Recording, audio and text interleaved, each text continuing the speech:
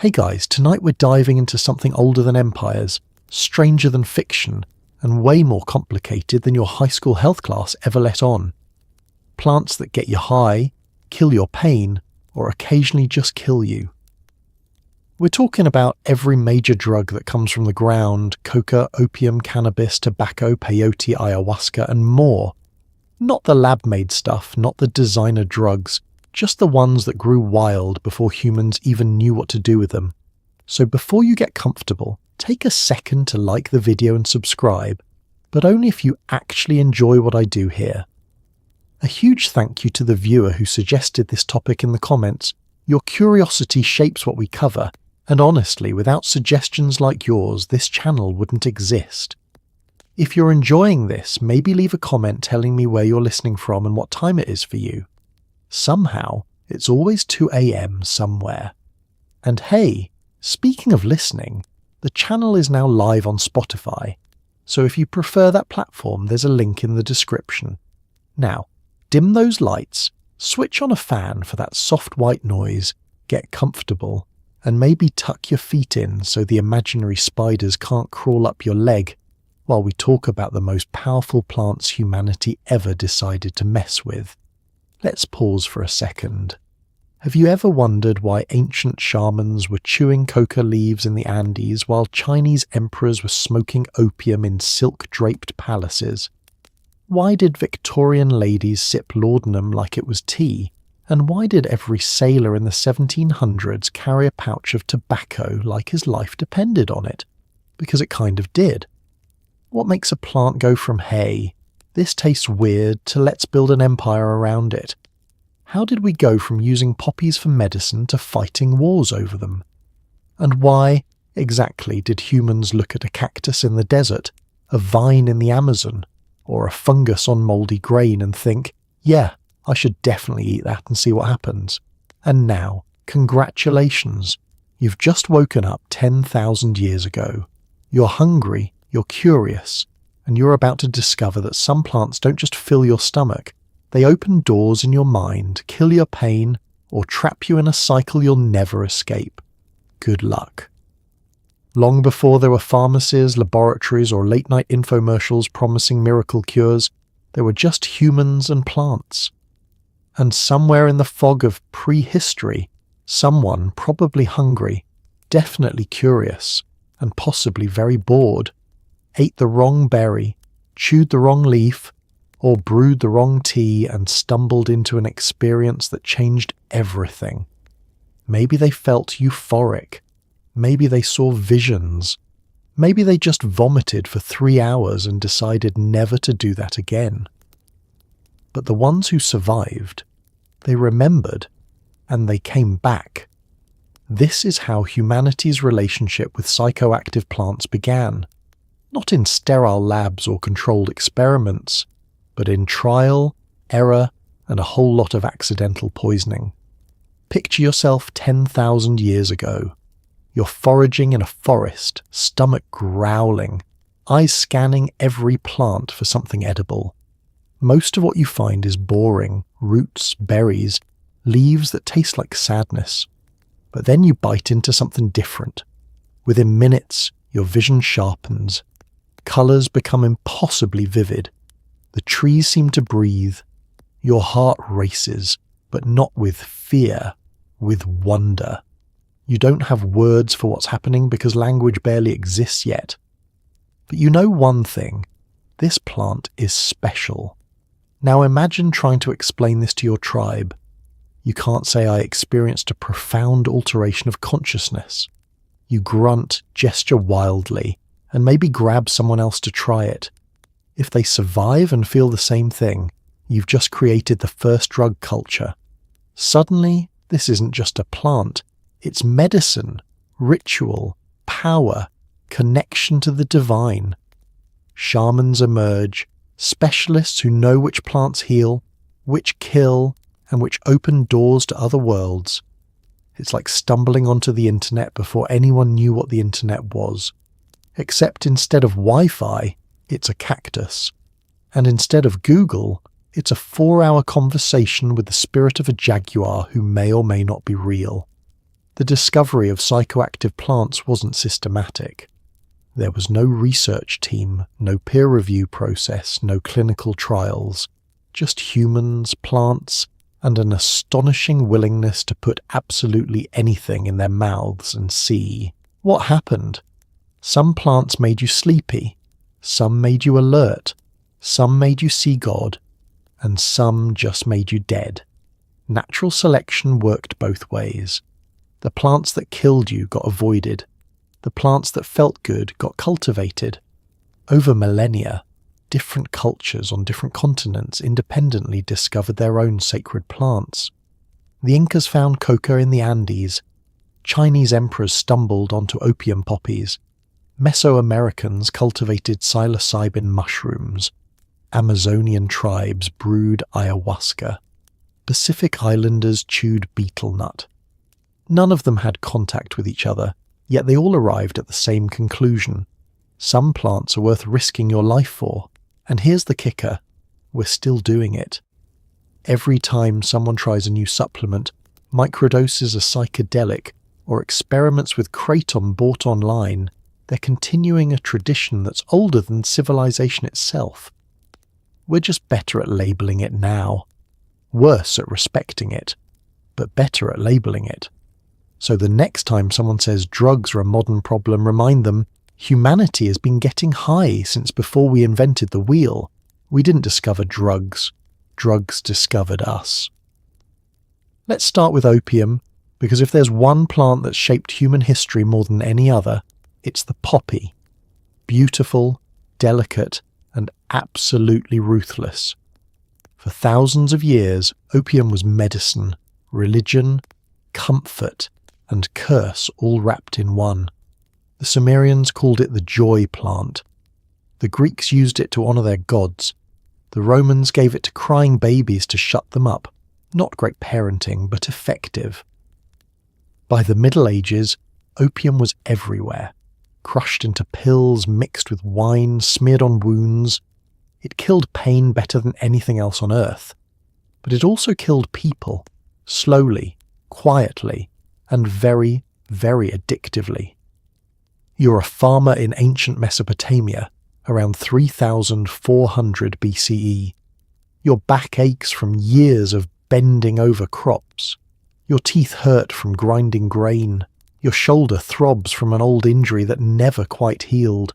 There are no doctors, no painkillers, no ibuprofen. Just suffering. Then someone hands you a small clay cup filled with thick, bitter liquid, opium mixed with wine. You drink it, grimacing at the taste. Within minutes, the pain dissolves. Not just dulls, disappears. Your muscles relax, your mind drifts. For the first time in years, you feel at peace. This is the seduction of opium. It doesn't just mask pain, it erases it. And in a world where pain was constant, where infection, injury, and disease were daily realities, opium was a miracle. It spread across the ancient world like wildfire. Egyptian physicians prescribed it. Greek doctors wrote about it. Arab traders carried it along the Silk Road. By the time it reached Europe, opium had already been used for thousands of years. It's like discovering Tylenol, Xanax, and sleeping pills all in one plant. Except there's no dosage chart, no warning label, and definitely no FDA approval. Just trial, error, and the occasional accidental overdose. But opium wasn't just medicine, it was spiritual. Ancient priests used it in rituals, believing it brought them closer to the gods. Users described vivid dreams, a sense of floating, euphoria that felt divine. Some cultures worshipped it. Others feared it. Everyone used it. By the Middle Ages, opium had become so common that it was sold in markets alongside bread and vegetables. Travelling merchants carried it in pouches. Monks grew poppies in monastery gardens. It was mixed with alcohol to create laudanum, a tincture that became the go-to remedy for everything from headaches to heartbreak. Feeling sad? Laudanum. Can't sleep? Laudanum. Coughing too much? You guessed it, laudanum. And for a while, this seemed fine. People didn't understand addiction the way we do now. They just knew that opium made life bearable, until it didn't. Until tolerance built up and you needed more, and more. Until the medicine became the problem. Until entire populations were trapped in a cycle they couldn't escape. Opium didn't just kill pain, it killed people. Emperors, poets, peasants, it didn't discriminate, and yet humanity kept using it. Because when you're in agony, when every day is suffering, the promise of relief is worth almost any cost. The ancient world didn't have a war on drugs, they had a love affair with drugs, and opium was the first great romance, beautiful, dangerous, and impossible to quit. By the 1800s, opium wasn't just medicine anymore, it was business. Big, profitable, morally bankrupt business. The British East India Company was growing opium in India and smuggling it into China by the ton. Why? Because China had tea, silk, and porcelain, and Britain wanted all of it, but had nothing China wanted in return except opium. Soon, millions of Chinese were addicted. The emperor tried to stop it. Britain responded with warships, cannons, and a very polite message that basically said, "We're keeping you hooked whether you like it or not." 2 wars later, Britain won, China lost, and opium became the most profitable and shameful trade in human history. Imagine you're a British merchant in the 1830s. You're sitting in a mahogany-panelled office in London sipping tea imported from China. But there's a problem. China refuses to trade with you unless you pay in silver, and Britain is running out of silver fast. The trade deficit is bleeding the empire dry. You need something, anything that China will buy. Then someone suggests opium. It's brilliant in the most horrifying way. India, a British colony, has perfect conditions for growing poppies. You can produce opium cheaply, ship it to China, and sell it for enormous profits. The fact that it's illegal in China? Minor detail. The fact that it's destroying lives? Not your concern. You're not a drug dealer, you're a businessman. There's a difference. Or so you tell yourself. It's like if a modern corporation decided to flood another country with fentanyl, then sent the military when that country tried to stop them. Except that's exactly what happened. At first, the opium smuggling is quiet. Traders work through intermediaries, bribing officials, hiding shipments in false-bottomed crates. But demand explodes. By the 1830s, over 30,000 chests of opium, each containing about 140 pounds, are entering China every year. Addiction spreads like a plague. Entire villages are devastated. Families sell everything they own to feed the habit. The social fabric of China begins to unravel. Emperor Daoguang realizes his country is in crisis. In 1839, he appoints Lin Zexu, a tough, incorruptible official, to stop the opium trade. Lin doesn't mess around. He confiscates over 1,000 tons of opium from British merchants and destroys it, dumping it into the sea in a dramatic public ceremony. He writes a letter to Queen Victoria, appealing to her sense of morality. Would you allow this poison in your own country? The British response? War. The First Opium War lasts from 1839 to 1842. British warships, equipped with modern cannons and steam power, demolish Chinese coastal defences. Chinese soldiers with outdated weapons and tactics stand no chance. Britain wins decisively and forces China to sign the Treaty of Nanking. The terms are humiliating. China must open 5 ports to British trade, pay massive reparations, and cede Hong Kong to Britain. Oh, and the opium trade? It continues. But China's suffering doesn't end. In 1856, tensions flare again, leading to the Second Opium War. This time, Britain is joined by France. Together, they march into Beijing, loot the Summer Palace, one of China's greatest cultural treasures, and burn it to the ground. China is forced to legalize opium and open even more ports. The Opium Wars weren't about freedom or trade fairness. They were about forcing a sovereign nation to accept addiction for profit. Britain didn't just turn a blind eye to suffering, they weaponized it. And the British Empire got rich, staggeringly rich, all while millions of Chinese lives were destroyed. History books often gloss over this, but it's one of the clearest examples of how a plant, a beautiful, innocent poppy, can be twisted into a tool of empire, exploitation, and war. In 1804, a young German pharmacist named Friedrich Serturner isolated the active ingredient in opium and called it morphine, after Morpheus, the Greek god of dreams. It was 10 times stronger than raw opium, and doctors loved it. Soldiers in the American Civil War were given morphine for battlefield wounds. It worked beautifully until the war ended and thousands of veterans came home addicted. They called it soldier's disease.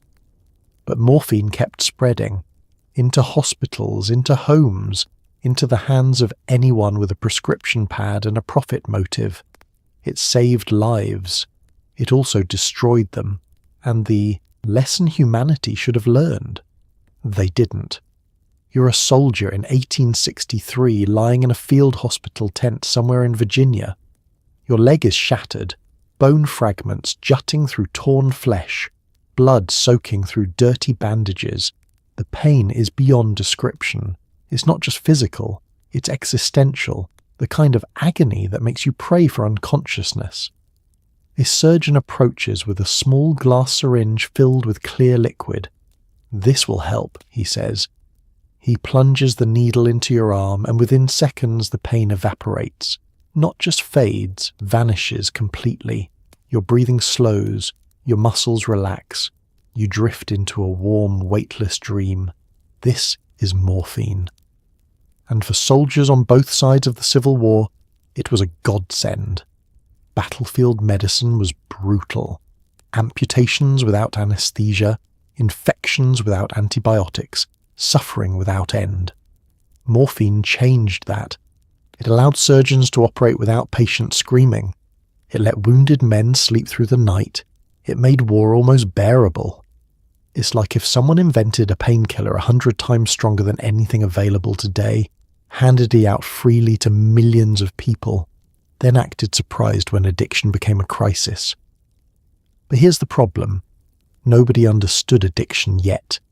Doctors believed morphine was safe, safer than opium, because it was pure, measured, scientific. They prescribed it liberally for pain, anxiety, coughs, diarrhea, insomnia. Women especially were given morphine for female troubles, menstrual cramps, postpartum depression, general nervousness. Victorian ladies sipped morphine-laced tonics at tea time like it was Earl Grey. The Civil War ended in 1865. Soldiers returned home, but many of them couldn't stop using morphine. They needed it, not just for old wounds, but for the aching void left by war. Addiction was so common among veterans that it earned a name, soldier's disease or army disease. Tens of thousands of men came home, not as heroes, but as addicts, and it wasn't just veterans. By the late 1800s, morphine addiction had spread across all levels of society. Wealthy women kept vials hidden in their vanity tables. Doctors became addicted from self-medicating. Pharmacists sold it over the counter in little glass bottles with floral labels. There were no regulations, no prescriptions required, no warnings, just take as needed. The signs of addiction were clear. People became hollow-eyed, gaunt, dependent on regular doses to function. They'd do anything to avoid withdrawal, the sweating, shaking, vomiting, unbearable craving. But society didn't see addiction as a medical issue. They saw it as moral failure, weakness of character. Addicts were shamed, hidden, abandoned. Morphine saved countless lives.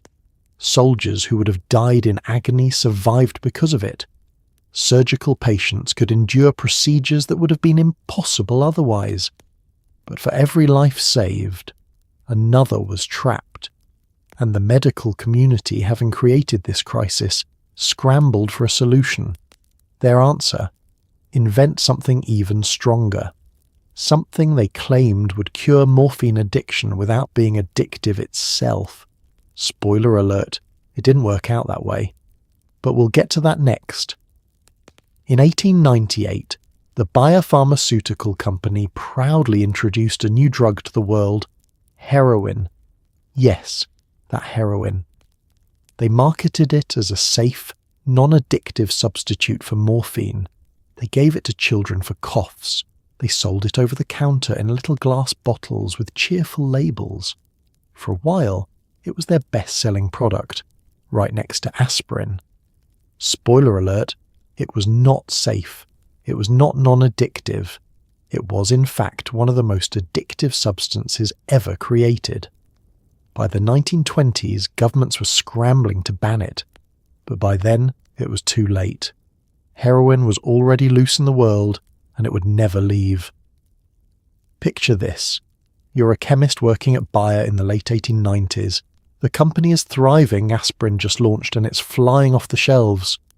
But there's still a problem. Morphine addiction is rampant. Doctors need an effective painkiller that won't trap patients in dependency. Your job? Find it. So you synthesize diacetylmorphine, a modified version of morphine. You test it on yourself first, standard practice back then, when workplace safety meant don't drink the mercury. The effects are remarkable. It's stronger than morphine, works, faster, and feels incredible. Euphoric, heroic even. That's where the name comes from, heroin, from the German word heroisch, meaning heroic. Because when you take it, you feel like you can conquer anything. Bayer's marketing department goes all in. Heroin is advertised as a miracle cure for coughs, colds, bronchitis, tuberculosis, and yes, morphine addiction. The irony is lost on everyone. Ads show children smiling after a spoonful of heroin syrup. Doctors recommend it enthusiastically. Pharmacists stock it next to cough drops and baby powder. It's like marketing cigarettes as a cure for lung cancer, then acting shocked when people get sicker. For a few blissful years, heroin is everywhere. It's in cough syrups, throat lozenges, and pain tablets. People take it casually, the way we take Tylenol today. No one notices the problem at first. Sure, some patients seem to need more over time. Sure, they get a little agitated when they run out. But that's normal, right? Wrong.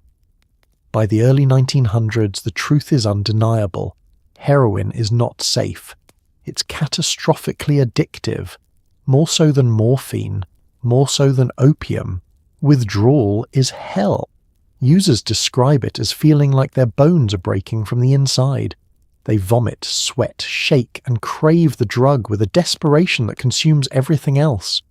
Families are destroyed. Lives are ruined. And Bayer. They quietly stopped producing it in 1913, hoping everyone will just forget. But heroin doesn't disappear. It goes underground. Criminal organizations pick up production. By the 1920s, it's spreading through the underworld, smuggled, sold, injected in back alleys and opium dens. Governments worldwide ban it. The US criminalizes it in 1924, but banning a drug doesn't make it vanish. It just makes it more dangerous. What Bayer created wasn't a cure. It was a catastrophe wrapped in a cheerful label. And the worst part? They genuinely believed they were helping. They thought they'd solved the opioid problem. Instead, they made it exponentially worse. Heroin today is still here. It's still destroying lives. It's still the benchmark for highly addictive substance. And it all started because a pharmaceutical company thought they could improve on morphine without consequences. Turns out chemistry is easy. Responsibility is hard. Thousands of years before cocaine became the drug of Wall Street bankers and 1980s nightclub bathrooms, there was Coca, a simple green leaf chewed by the indigenous people of the Andes. For them, it wasn't a party drug. it was survival. Chewing coca leaves helped them endure thin mountain air, brutal labour and freezing temperatures. It suppressed hunger, boosted energy, and made the impossible feel possible. The Inca considered it sacred, a gift from the gods reserved for priests and royalty. Spanish conquistadors tried to ban it, then realized their enslaved workers were more productive when they chewed it. So they reversed course and forced everyone to chew it. Coca went from sacred to exploited in one brutal colonial pivot. You're a labourer in the Andes, around 1500 CE, before the Spanish arrive. You wake before dawn in a stone hut high in the mountains. The air is so thin that every breath feels incomplete. Your body aches from yesterday's work hauling stones for a temple terrace. There's no breakfast, just a small pouch of dried coca leaves hanging from your belt. You take 3 leaves, fold them carefully, and tuck them into your cheek between gum and teeth. You add a pinch of lime ash to activate the alkaloids. The taste is bitter, earthy, slightly numbing. Within minutes, your fatigue lifts, your breathing steadies. The altitude sickness that plagued you all morning fades. You feel alert, focused, strong. Not high, just capable, ready to work. This is coca in its original context. It's not a drug, it's a tool. A sacred tool, yes, but fundamentally practical. The Inca Empire runs on coca. Messengers chew it to run hundreds of miles across mountain trails. Soldiers chew it before battle. Farmers chew it during planting and harvest.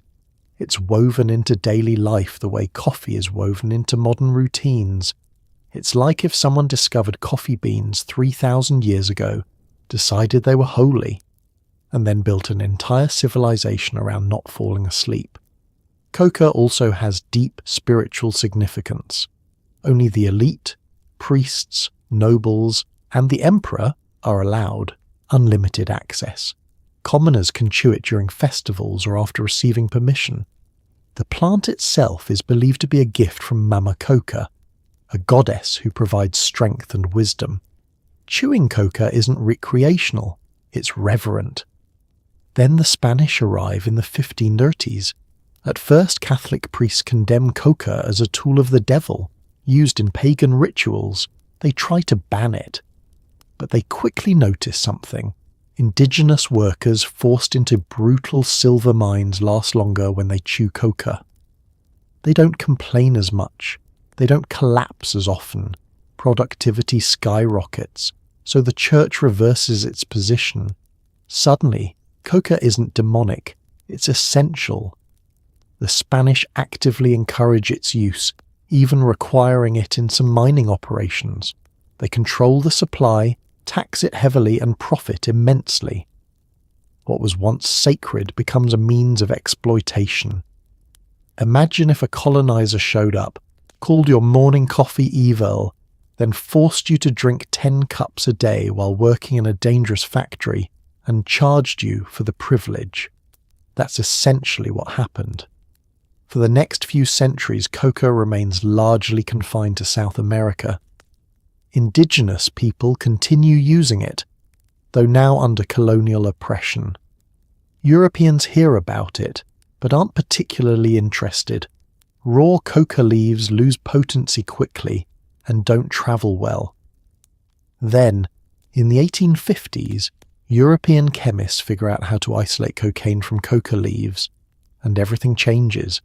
The sacred leaf of the Andes is about to become one of the most infamous drugs in history.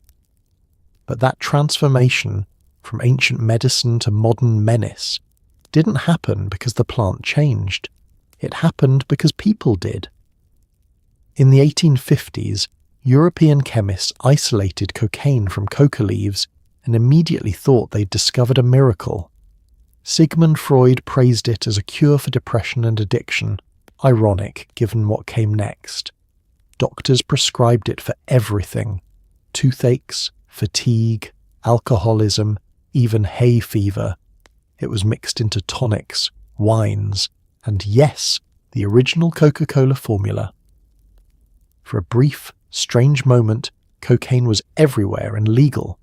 Then people started dying, or going insane, or both. By the early 1900s, the backlash was swift. Cocaine was banned, demonized, and driven underground. But it never disappeared. It just moved to the shadows and waited for its next wave. You're a chemist in Germany, 1859. Albert Niemann has just successfully isolated a white crystalline powder from coca leaves, pure cocaine. You test a tiny amount on your tongue. It goes numb instantly. Fascinating. You try a slightly larger dose. Within minutes, you feel unstoppable, alert, confident, like you could solve every problem in the world before lunch. Your fatigue vanishes. Your self-doubt evaporates. You're convinced you're witnessing the birth of medical history. And for a while, the entire medical establishment agrees with you. Cocaine is hailed as a wonder drug. It's a local anesthetic, perfect for dental work and surgery.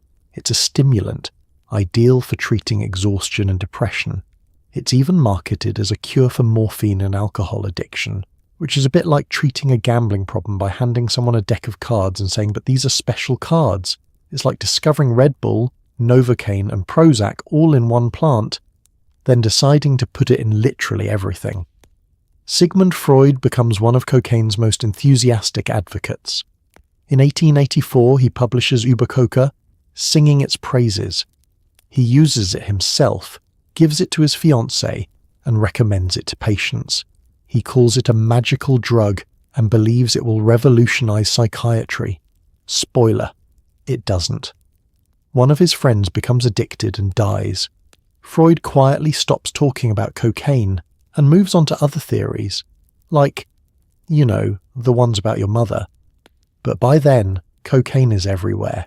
It's in Vin Mariani, a wildly popular wine-cocaine mixture endorsed by Pope Leo XIII, Thomas Edison, and Queen Victoria. It's in toothache drops given to children. It's in the original Coca-Cola formula. Yes, that Coca-Cola. The name isn't subtle. The drink contains cocaine until 1903, when public opinion shifts and the company switches to a decocainized coca extract. The damage to the brand name, however, is permanent. To this day, Coca-Cola is named after a drug. Cocaine also becomes associated with nightlife, artists, and upper-class decadence. Parties in Paris, London, and New York feature cocaine as casually as champagne. For the wealthy, it's fashionable. For the working class, it's sold in patent medicines and picked up at the pharmacy next to aspirin. But then the cracks start showing. People aren't just using cocaine, they're dependent on it. They need more to feel normal. They become paranoid, aggressive, erratic. Some experience cocaine psychosis, hallucinations, delusions, violent outbursts.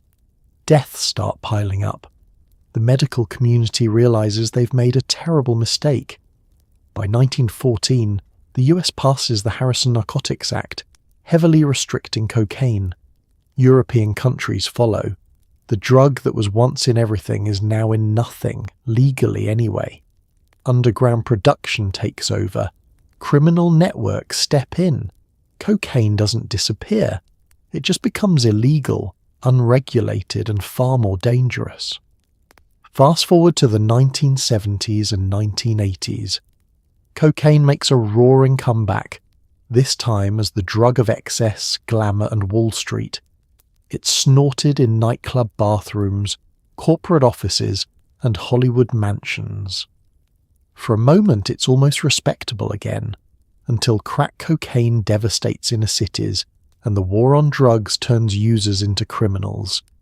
Cocaine's journey is a case study in how society's relationship with a drug can flip completely depending on who's using it and who's profiting.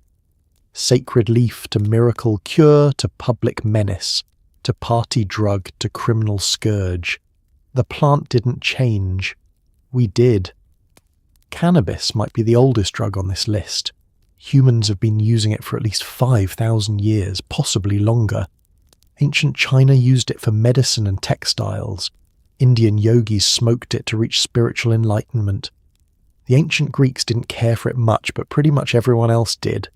It was woven into rope, pressed into paper, brewed into medicine, and yes, smoked for fun.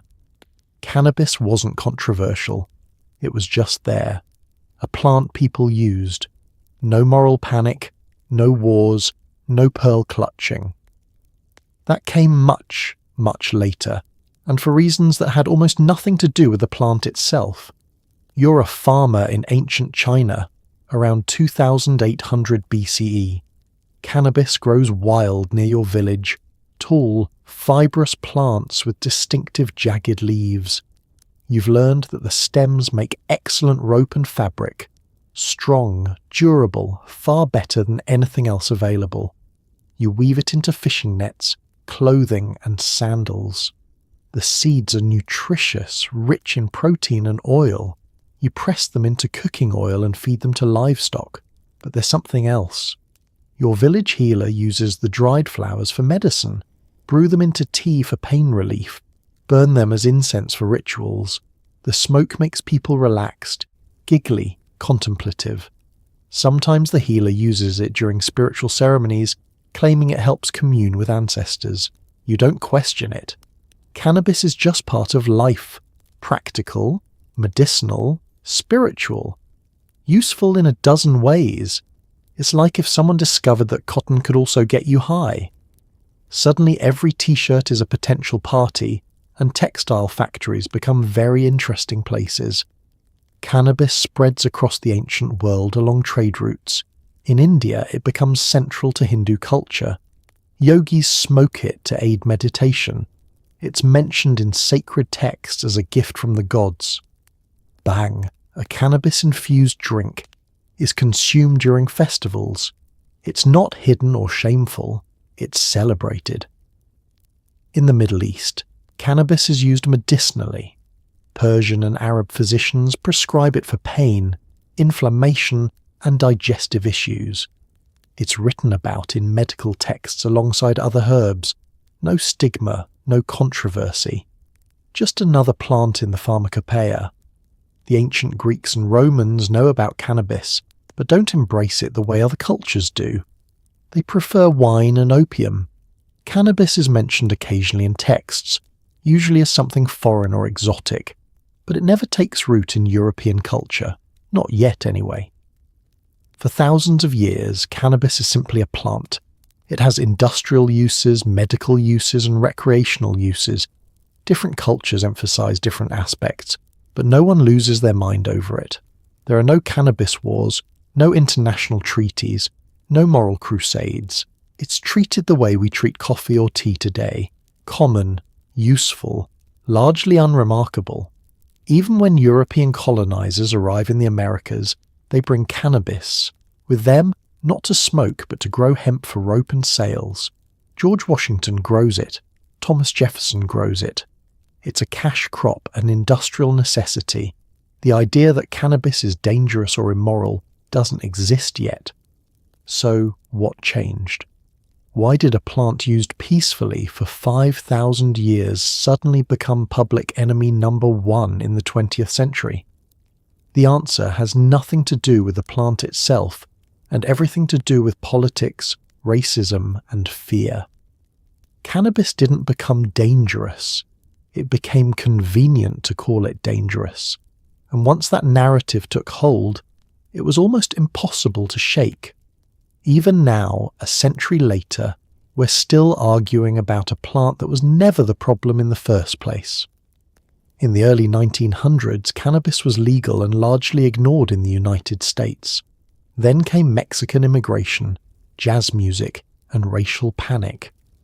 Suddenly, cannabis, or marijuana, a term specifically chosen to sound foreign and scary, was rebranded as a dangerous drug used by Mexicans and Black Americans to corrupt white youth. The propaganda was absurd. Films like Reefer Madness showed teenagers smoking a joint and immediately going insane, committing murder, or jumping out of windows. None of it was true, but it worked. By 1937, cannabis was banned. Not because of science, but because of racism, politics, and a man named Harry Anslinger, who built his career on lies. You're a newspaper reader in 1930s America. You open the paper and see a headline, "Marijuana, the Assassin of Youth." The article describes Mexican immigrants and black jazz musicians smoking a strange drug that turns them into violent criminals. It claims that marijuana makes people insane, drives them to commit heinous crimes, and destroys their moral character. The language is lurid, racist, and completely fabricated. But you don't know that. You've never heard of marijuana before, so you believe it. This is the birth of cannabis prohibition, and it's rooted entirely in bigotry and political opportunism. Cannabis itself hasn't changed, but the people using it, or more accurately, the people accused of using it, have become targets. It's like if someone decided oatmeal was dangerous because immigrants eat it, then launched a nationwide campaign to ban breakfast. The architect of this campaign is Harry Anslinger, the first commissioner of the Federal Bureau of Narcotics. Anslinger needs a mission to justify his department's existence. Alcohol prohibition just ended, and his agency needs a new enemy. Cannabis is perfect.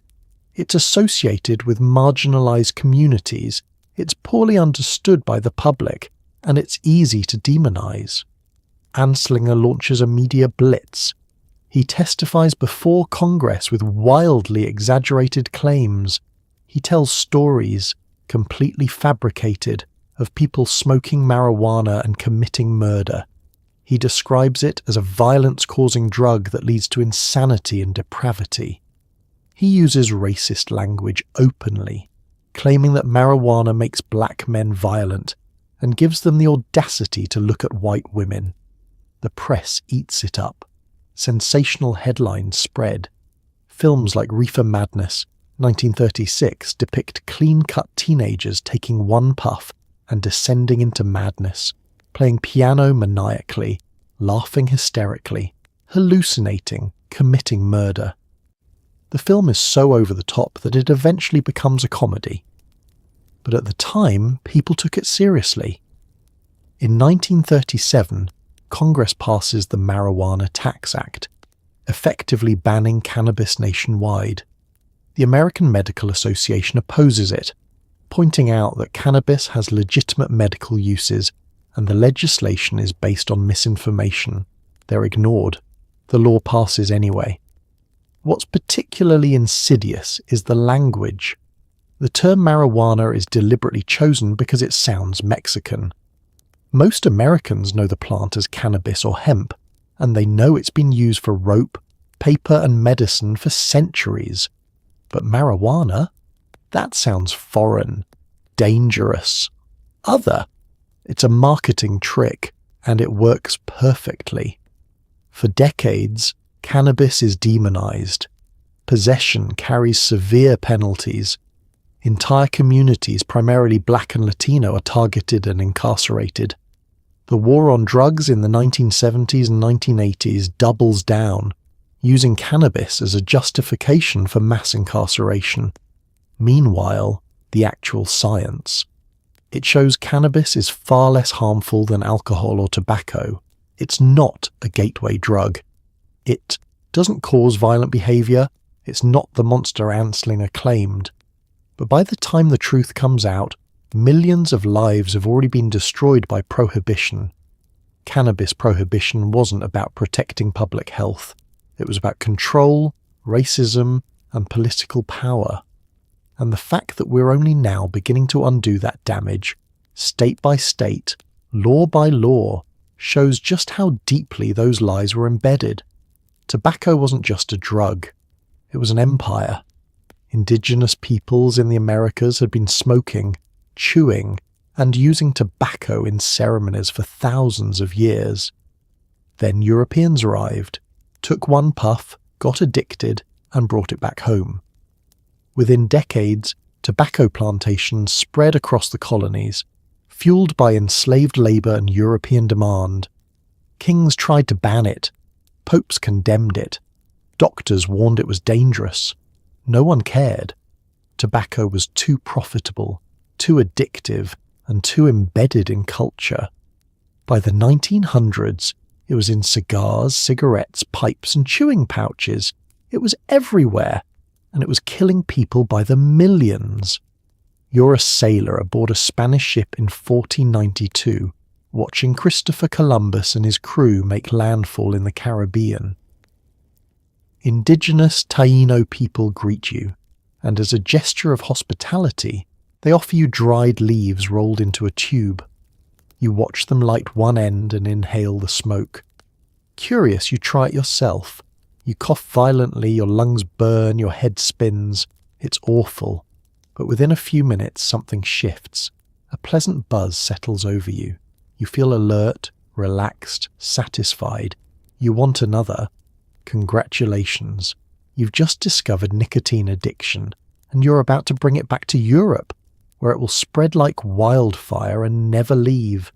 It's like if aliens visited Earth, tried coffee, got hooked, and then introduced it to their home planet, where it became $1 trillion industry and also killed millions of people.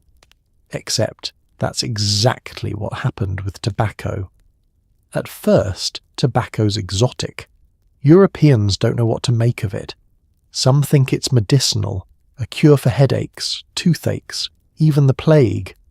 Others think it's sinful, a barbaric habit learned from savages. King James I of England writes a treatise in 1604 called A Counterblast to Tobacco, calling smoking loathsome to the eye, hateful to the nose, harmful to the brain, and dangerous to the lungs. He's not wrong. But people keep smoking anyway. Why? Because nicotine is incredibly addictive. It hits your brain within seconds, releasing dopamine and creating a powerful reinforcement loop. One cigarette leads to another, and another. Before you know it, you're smoking a pack a day and can't imagine stopping. By the 1600s, tobacco is big business. The colony of Virginia is built on it. Plantations spread across the Caribbean and the American South, worked by enslaved Africans. Tobacco becomes currency, literally. You can pay taxes with it, buy goods with it, trade it. It's called green gold. Europeans smoke it in pipes. They snort it as snuff. They chew it. By the 1700s, tobacco is everywhere, in royal courts, taverns, coffee houses, and homes. It's fashionable. Aristocrats have elaborate pipe collections. Snuff boxes become status symbols. Then, in the late 1800s, comes the cigarette. Hand-rolled at first, then mass-produced with machines. Cigarettes are cheap, portable, and easy to smoke. They're marketed aggressively, especially to women. Ads in the 1920s show glamorous actresses holding cigarettes, promising that smoking makes you sophisticated, independent, and thin.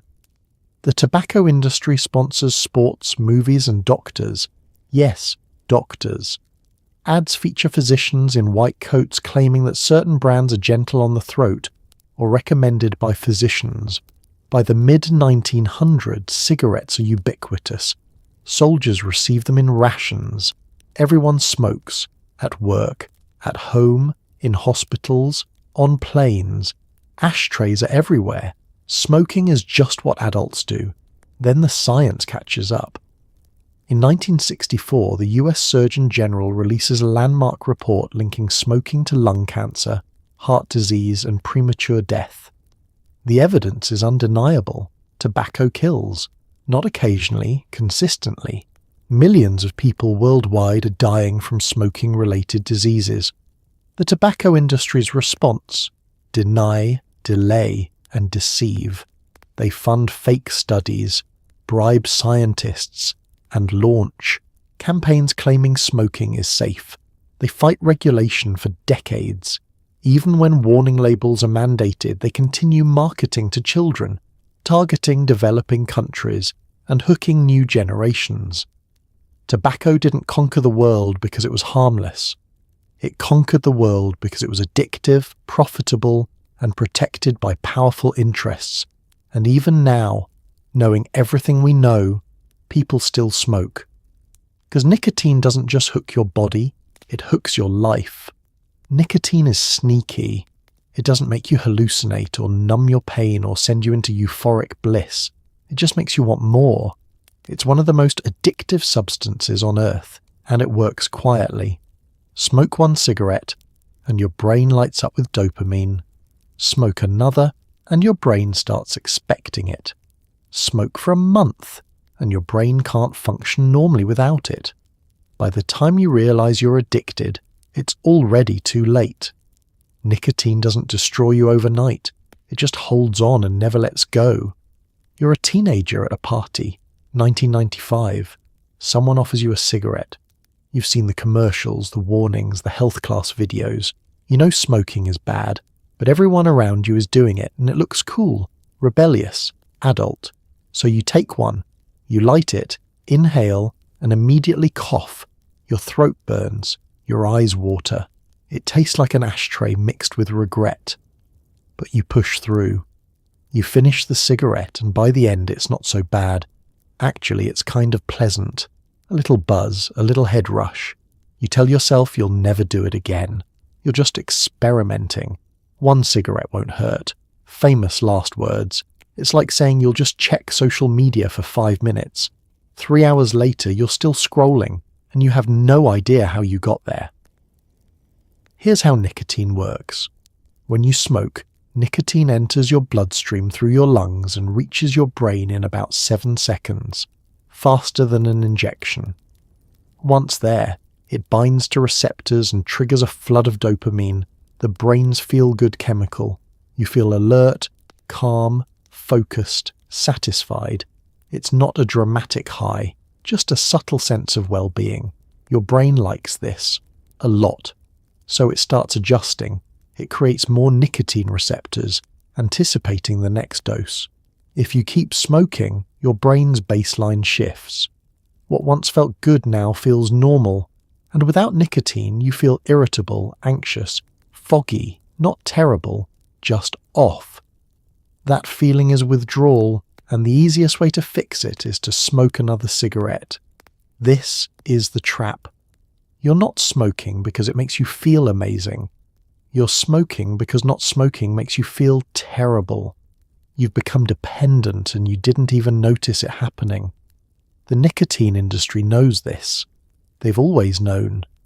Internal tobacco company documents from the 1960s and 1970s, revealed in lawsuits, show executives discussing how to manipulate nicotine levels to maximize addiction. They called cigarettes nicotine delivery devices. They engineered them to hook people as efficiently as possible. They added ammonia to help nicotine reach the brain faster. They designed cigarettes to burn hotter, delivering more nicotine per puff. They targeted teenagers, knowing that 90% of smokers start before age 18, because young brains are more vulnerable to addiction. Quitting nicotine is notoriously difficult. Not because withdrawal is physically unbearable, it's not. Most symptoms fade within a few weeks. But the psychological dependence is profound. Smoking becomes tied to routines. Coffee and a cigarette, stress and a cigarette, after meals, after sex, when you're bored, when you're anxious. It's woven into your life. Even people who successfully quit often relapse years later.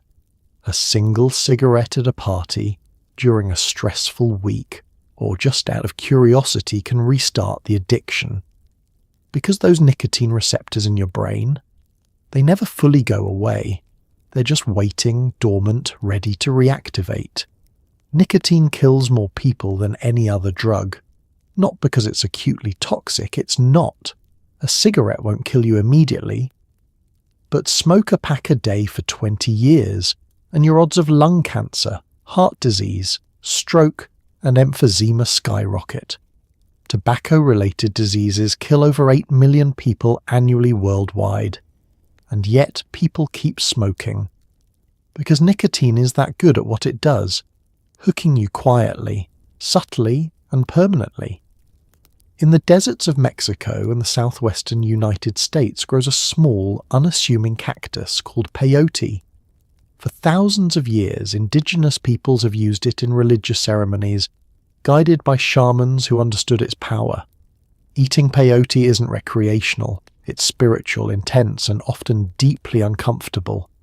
The cactus contains mescaline, a potent psychedelic that opens doors in the mind, doors that don't always close gently. Visions, revelations, nausea, and ego death all come with the territory. To the Huichol and other tribes, peyote isn't a drug, it's a sacrament, a way to communicate with the divine. But to outsiders, it's just another illegal substance, banned and misunderstood. You're in the Chihuahuan Desert, northern Mexico, participating in a traditional peyote ceremony. It's night. The sky is vast, scattered with stars that seem close enough to touch. A fire burns in the center of a circle where you sit with others. A shaman passes around small dried cactus buttons, peyote. They're brown, wrinkled, and slightly fuzzy. You take one, bite down, and immediately regret it. The taste is aggressively bitter, like chewing on a dirty shoe soaked in battery acid. You force yourself to swallow, then another, and another. The shaman says you need at least 4 to feel the effects. Your stomach churns. You fight the urge to vomit. Everyone around you is chanting softly, drumming, focused inward. You close your eyes and wait. It's like eating the world's worst salad, except the salad is trying to teach you the meaning of existence. About an hour later, it begins. Colours intensify.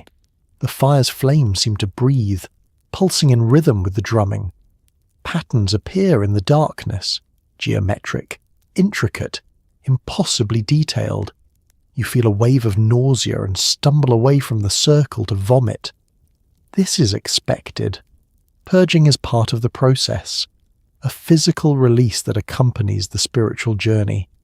When you return, everything has shifted. The boundaries between you and the world feel thinner.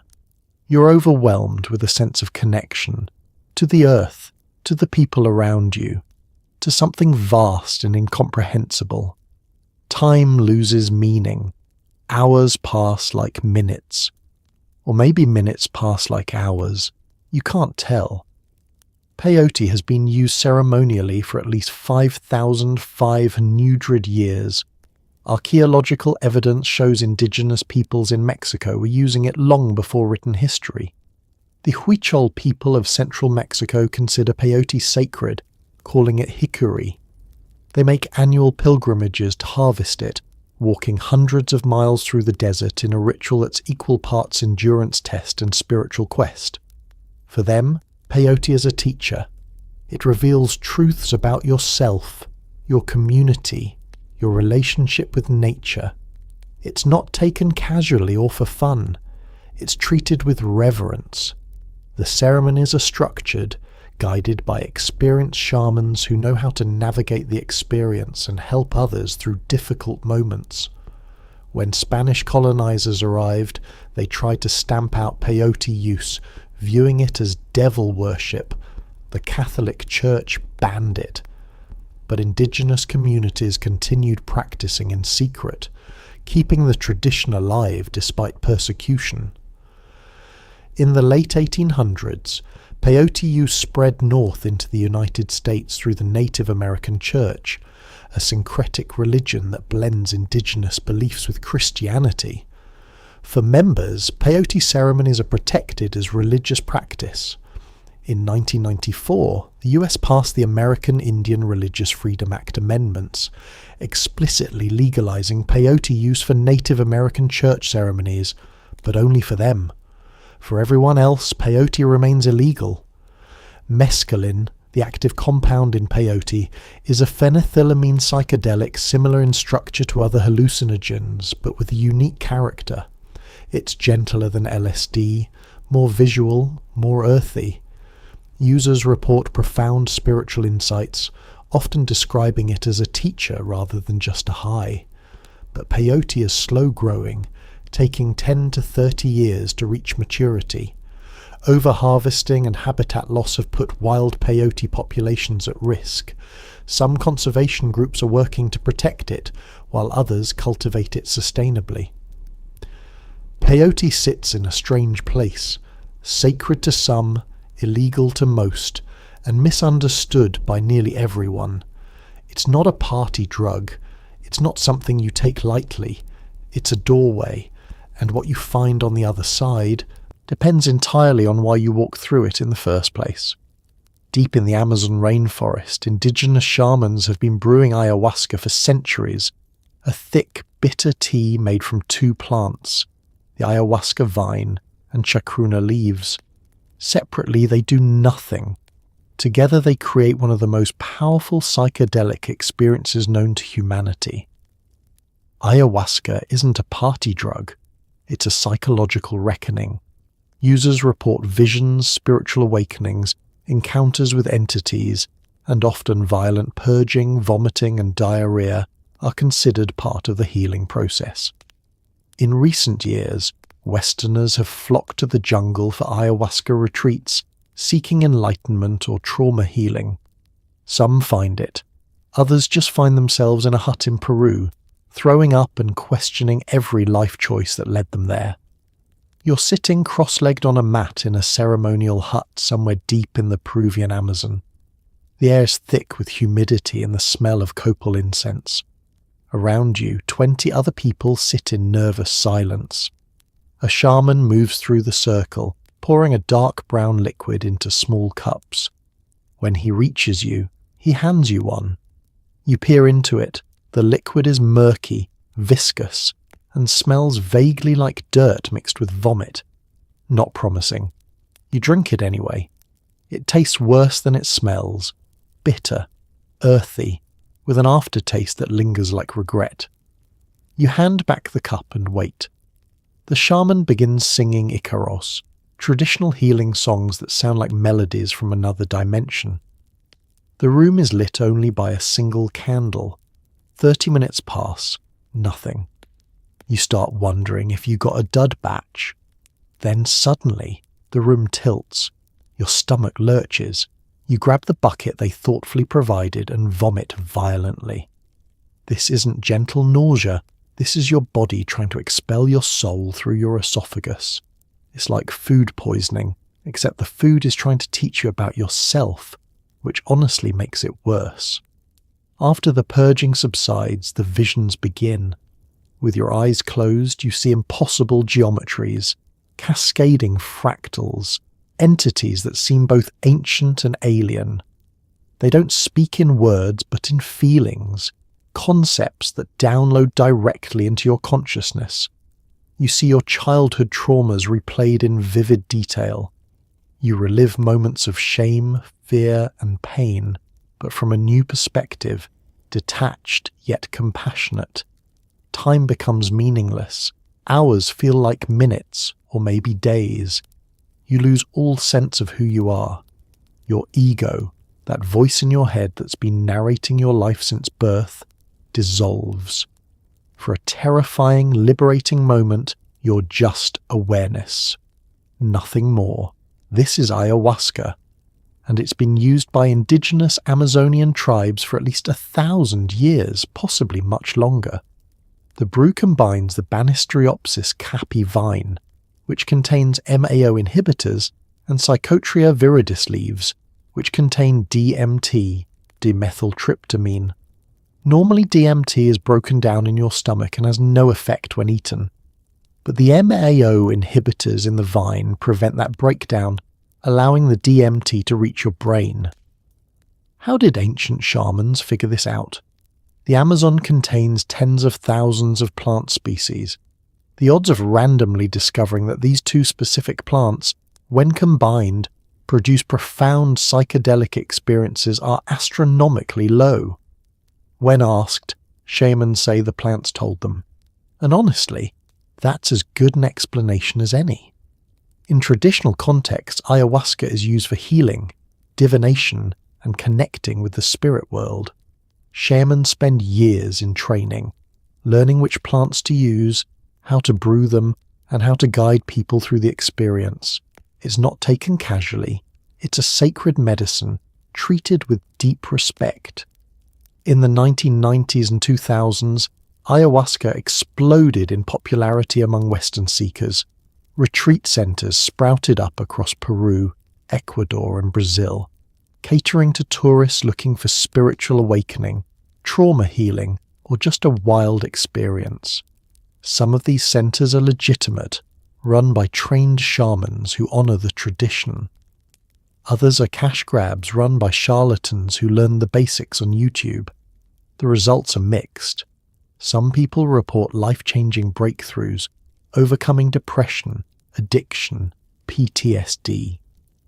Others just have a rough night and go home unchanged, and a few have genuinely bad experiences, emerging traumatized or destabilized. Scientists are now studying ayahuasca seriously. Research suggests it may help with depression, anxiety, and addiction by promoting neuroplasticity, literally rewiring your brain. But it's not a magic cure, it's a tool. A powerful, unpredictable, occasionally nauseating tool. Ayahuasca doesn't give you answers, it gives you questions, and sometimes those questions are more valuable than any answer could be. Humans have been eating psychedelic mushrooms for thousands of years. Ancient cave paintings suggest early humans tripped on them. Aztec priests used them in rituals, calling them Tionanacatl, flesh of the gods. Then came the Spanish, who banned them as devil worship. For centuries, psilocybin mushrooms disappeared from Western consciousness, until the 1950s when a banker named R. Gordon Wasson travelled to Mexico, ate some mushrooms with a shaman, and wrote about it in Life magazine. Suddenly, the world knew. The 1960s happened. Mushrooms became countercultural symbols, then they were banned. But today, scientists are rediscovering what shamans always knew. Psilocybin can heal trauma, depression, and existential dread. The flesh of the gods is making a comeback. You're hiking through a cow pasture in rural Mexico.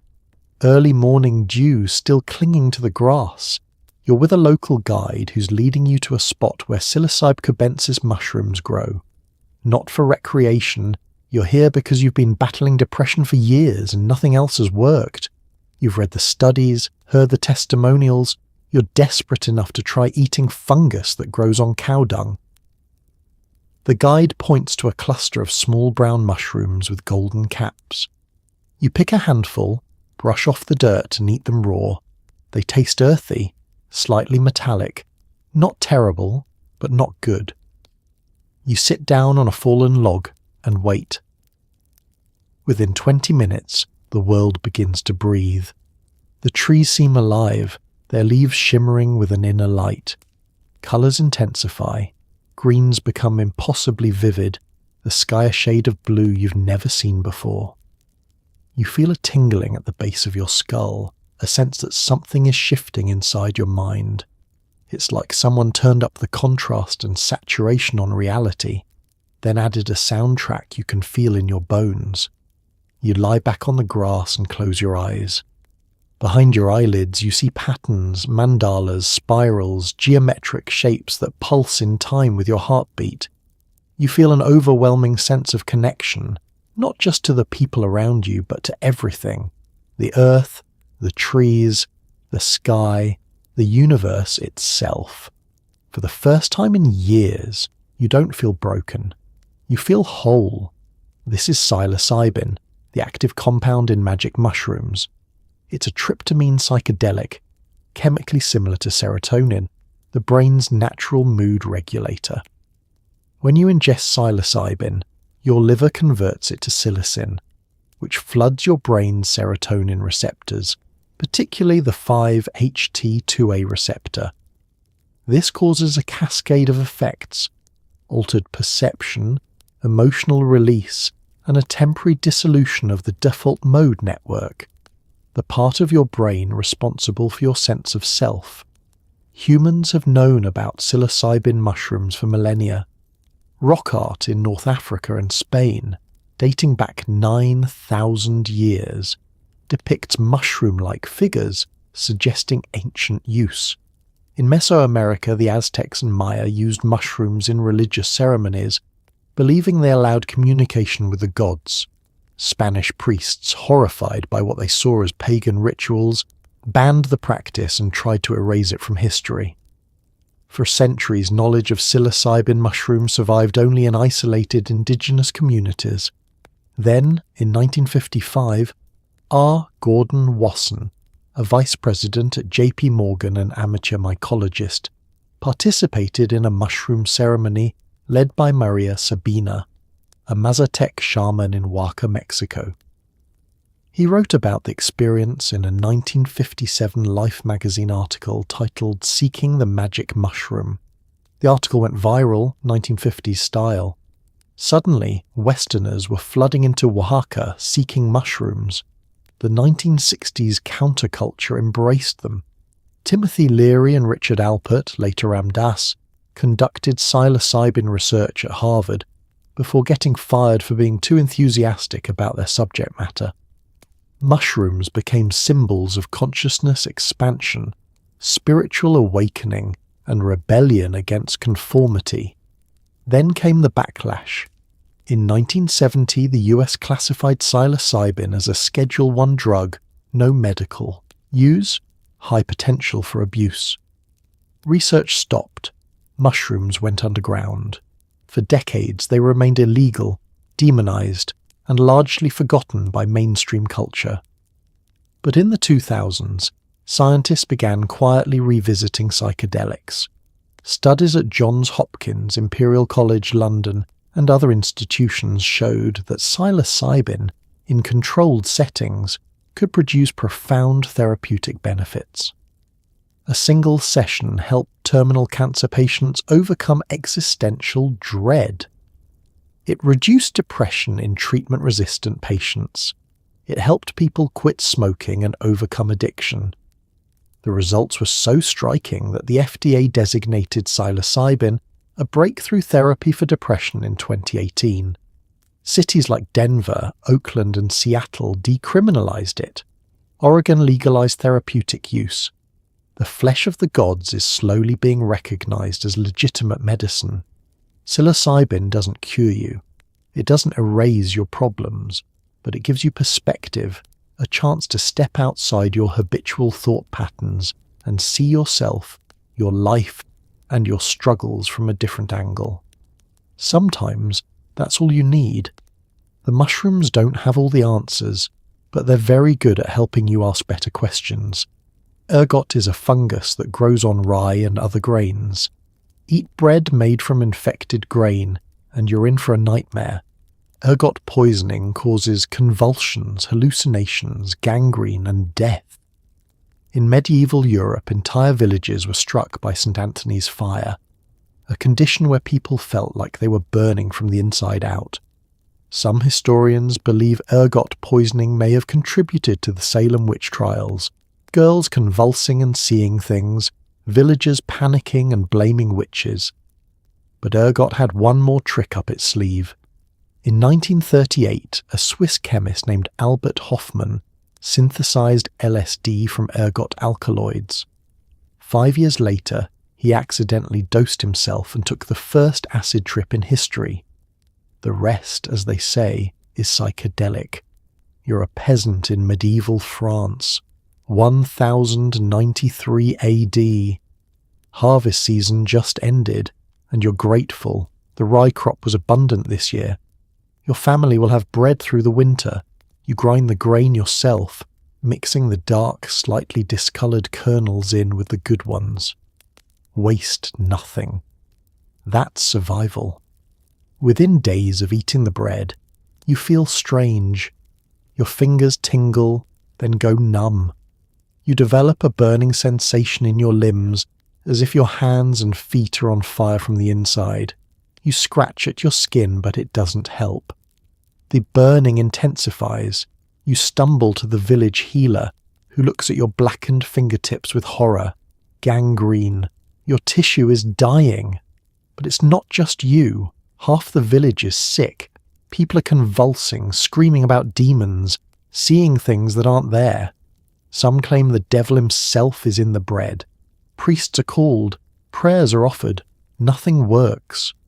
Over the next few weeks, some villagers lose fingers, toes, entire limbs, others die. The survivors are left traumatized, convinced they've been cursed. It's like if your morning toast was secretly laced with poison and hallucinogens, except nobody knows what poison or hallucinogens are, so everyone just assumes God is angry. This is ergotism, also known as St. Anthony's fire, named after the monks of the Order of St. Anthony, who cared for victims in medieval hospitals.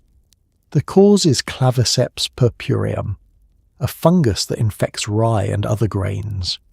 When conditions are damp and cool, the fungus thrives, producing dark, elongated growths called sclerotia on the grain heads. These sclerotia contain toxic alkaloids, including ergotamine and ergine. When humans consume ergot-contaminated bread, the alkaloids constrict blood vessels, cutting off circulation to extremities, hence the gangrene. They also affect the central nervous system, causing hallucinations, convulsions, and mania. In severe outbreaks, entire regions were affected. One epidemic in 994 AD killed an estimated 40,000 people in France alone. Medieval people had no idea what caused it. They blamed sin, witchcraft, or divine punishment. The convulsions and hallucinations looked like demonic possession. In 1692, in Salem, Massachusetts, a group of young girls began exhibiting bizarre symptoms, convulsions, hallucinations, fits of screaming. They accused local women of witchcraft. Trials followed. 19 people were executed. Some historians believe ergot poisoning may have played a role. The symptoms match. Salem's rye crop that year grew in damp conditions ideal for ergot. The girls' behaviour could be explained by ergotism. Of course, mass hysteria, religious extremism, and social tensions also contributed. But ergot may have lit the match. Fast forward to 1938. Albert Hofmann, a chemist at Sandoz Pharmaceuticals in Switzerland, is studying ergot alkaloids, hoping to develop new medicines. He synthesizes a compound called lysergic acid diethylamide, LSD-25. Initial tests on animals show nothing interesting. He shelves it. 5 years later, in 1943, Hoffman revisits LSD-25. While working in the lab, he accidentally absorbs a tiny amount through his skin. Within hours, he's experiencing strange sensations, dizziness, visual distortions, a dreamlike state. Intrigued, he decides to test it deliberately. On April 19, 1943, he takes two 994.50 micrograms, what he thinks is a threshold dose. It's actually 10 times more than necessary. He begins to panic. Colours intensify. Objects warp. He asks his assistant to escort him home. This becomes history's first acid trip, later known as Bicycle Day, because he rode his bike home while tripping. He later described it as terrifying at first, then profoundly beautiful. LSD goes on to revolutionize psychiatry, inspire the 1960s counterculture, and become one of the most famous drugs in history, all because of a fungus that once burned villages and possibly sparked witch hunts. Ergot, from medieval curse to modern psychedelic. The same plant that killed thousands also opened minds. History has a dark sense of humour. In Yemen, Somalia, Ethiopia and Kenya, millions of people chew khat every day. It's a leafy green plant that contains cathinone, a stimulant similar to amphetamine. Chew it fresh, and you feel alert, talkative, euphoric. It's woven into the social fabric. Men gather in the afternoons, chew khat, and talk for hours. It's legal in many countries, controversial in others, and banned outright in places like the US and most of Europe. Critics say it's addictive and harmful. Users say it's cultural and no worse than coffee. The debate continues. The chewing doesn't stop. You're in Sana'a, Yemen, on a Friday afternoon. The workday is over, and instead of heading home, you follow your friends to a mafray, a room with cushioned benches lining the walls and large windows overlooking the city. Everyone removes their shoes and settles in. Soon, a man arrives carrying bundles of fresh khat, bright green leaves tied with string. He distributes them, and everyone begins plucking leaves, stuffing them into their cheeks. You take a handful and follow suit. The leaves are slightly bitter, fibrous. You chew slowly, building up a wad in your cheek like a chipmunk hoarding food. After a few minutes, you feel a subtle buzz, alertness, a pleasant energy, a desire to talk. The conversation flows easily. Jokes, politics, philosophy, gossip. Hours pass, you keep chewing.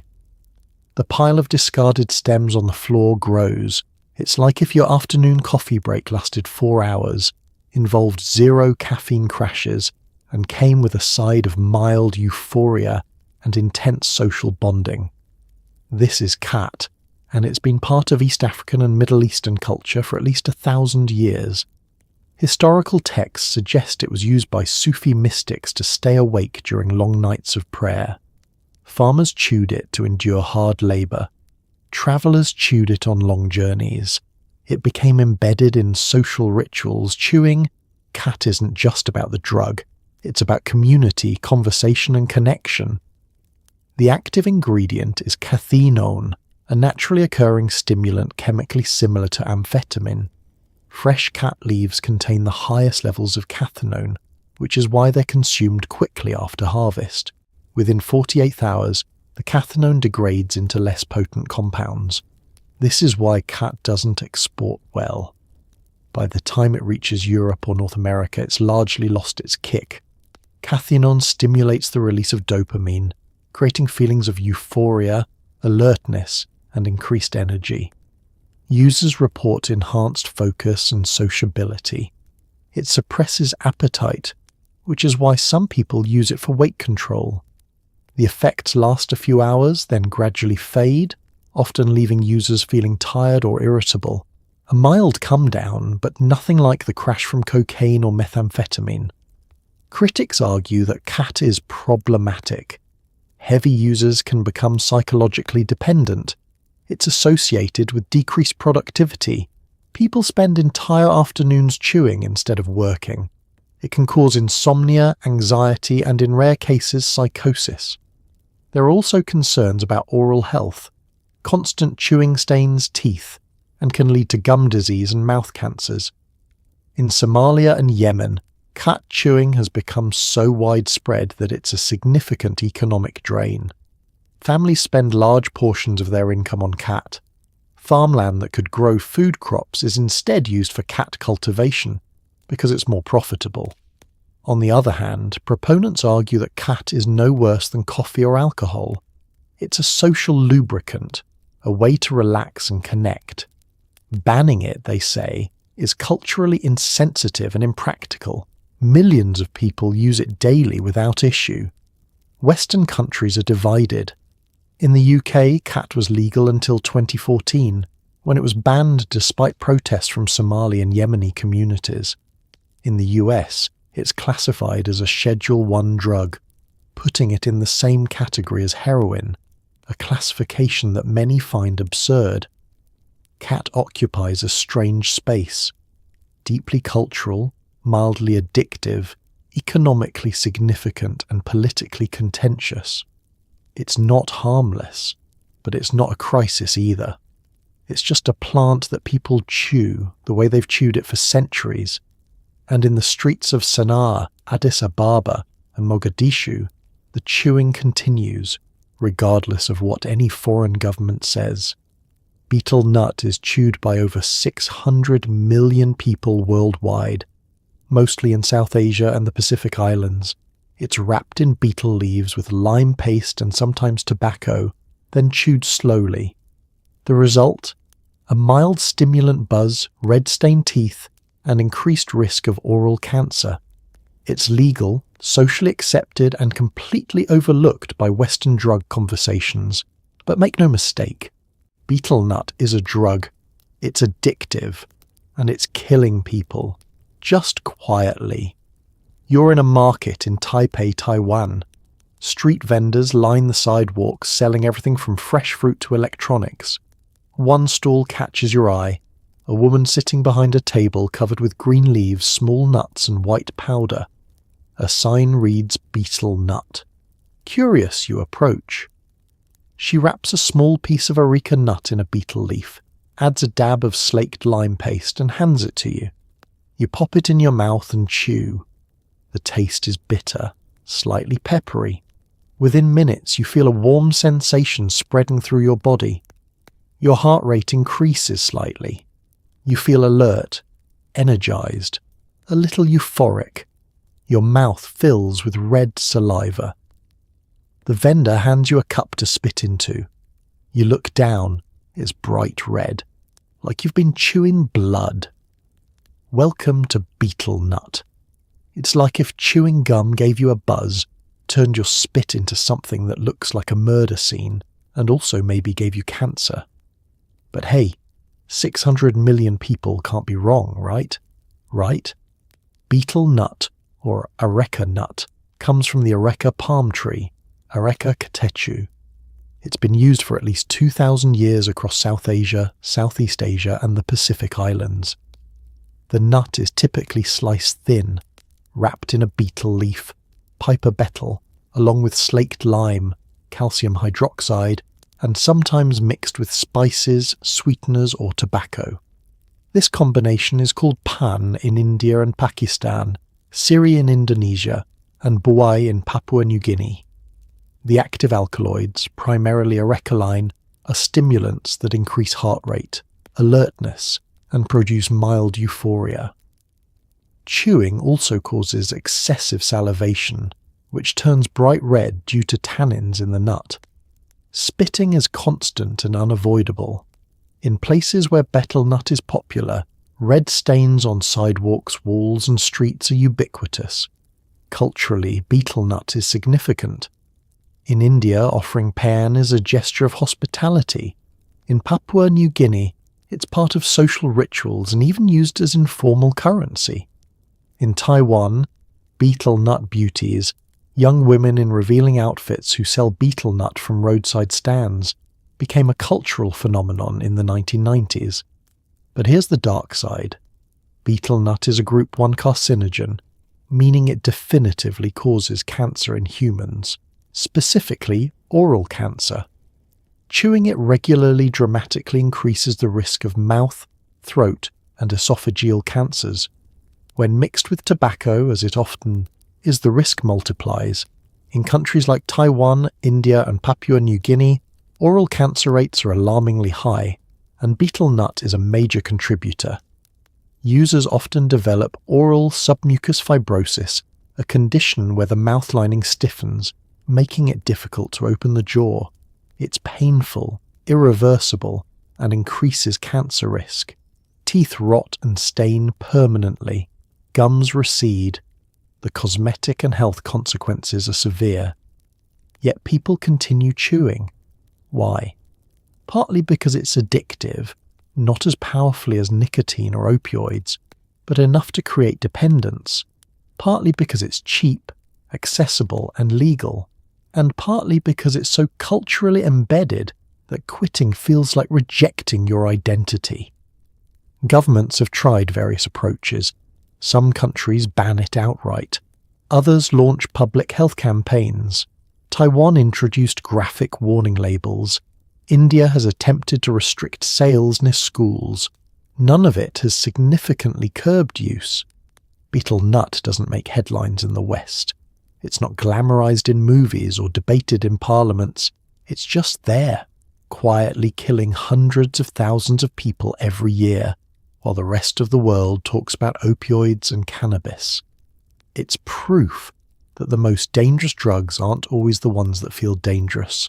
Sometimes they're the ones that feel normal. Salvia divinorum is a plant native to Mexico, used traditionally by Mazatec shamans for divination.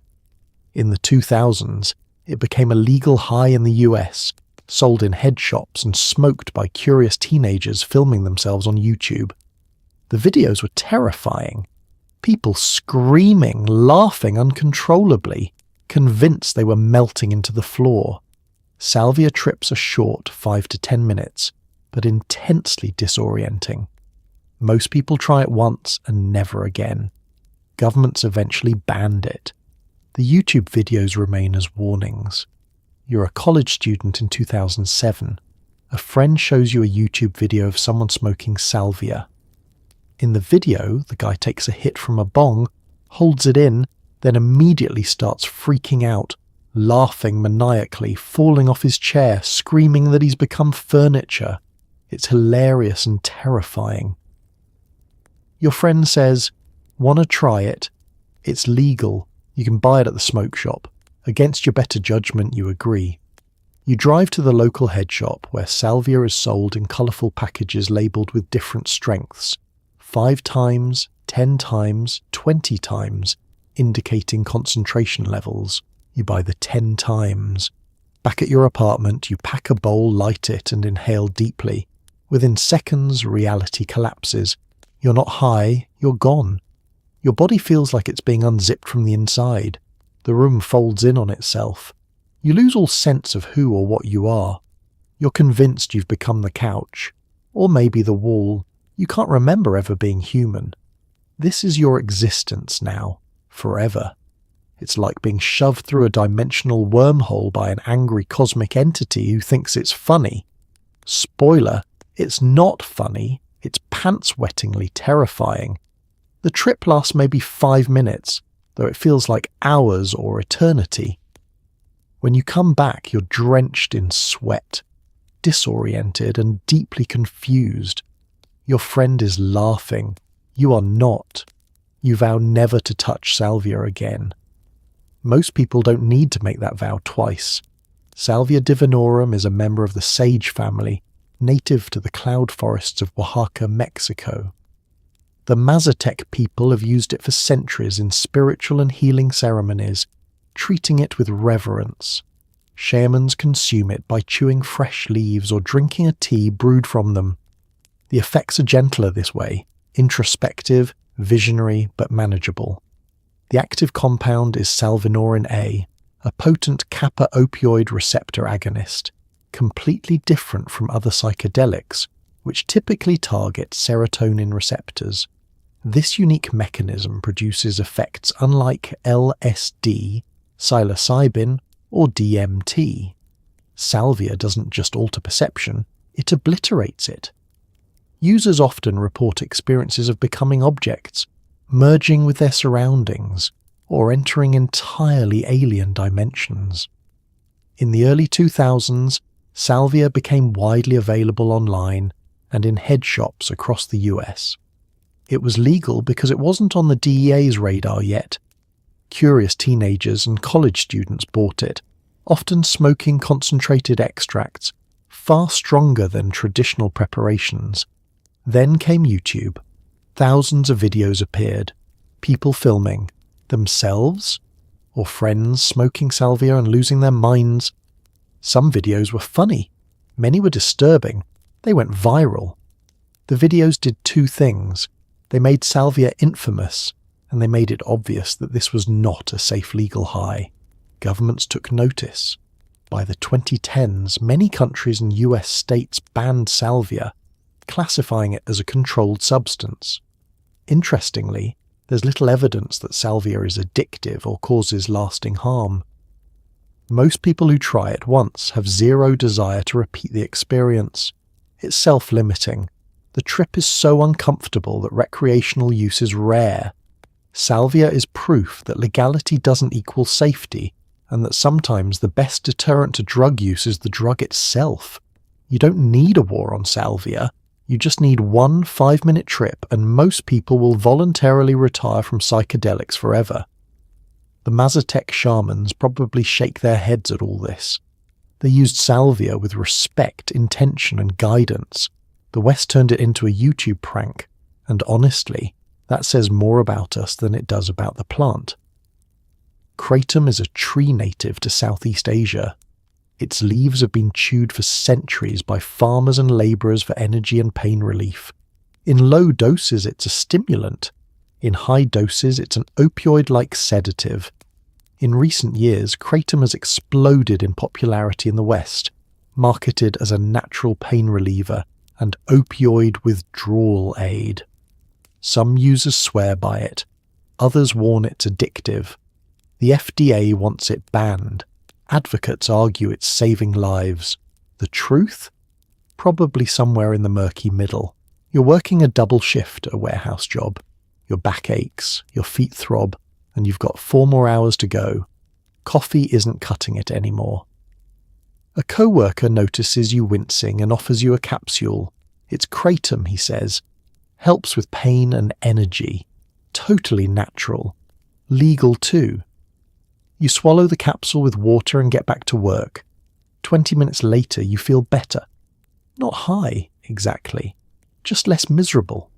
The pain in your back dulls to a manageable ache. You feel a gentle energy, enough to push through the shift without collapsing. That night you Google Kratom and fall down a rabbit hole of testimonials, warnings, Reddit threads, and FDA statements. You're not sure what to believe.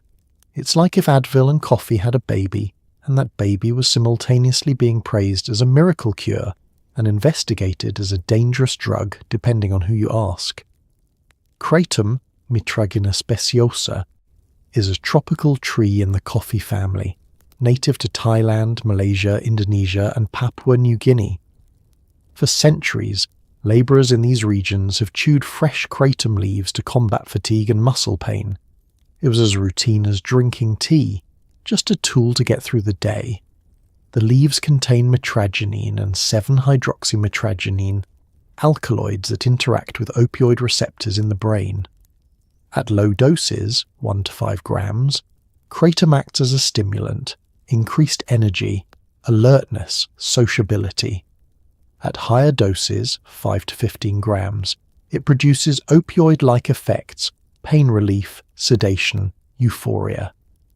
In the 2000s, Kratom began appearing in the US and Europe, marketed as a dietary supplement.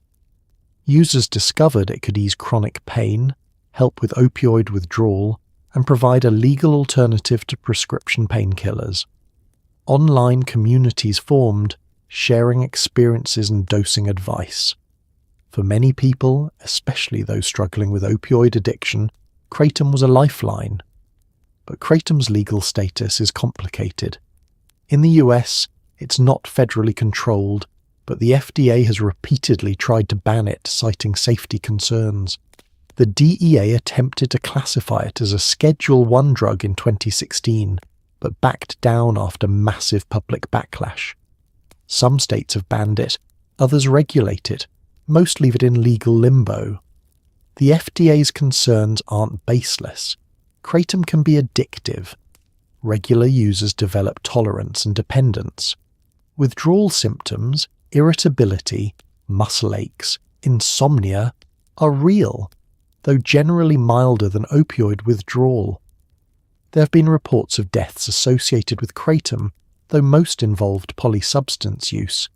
People mixing Kratom with opioids, benzodiazepines, or alcohol. Advocates argue that banning Kratom would be disastrous.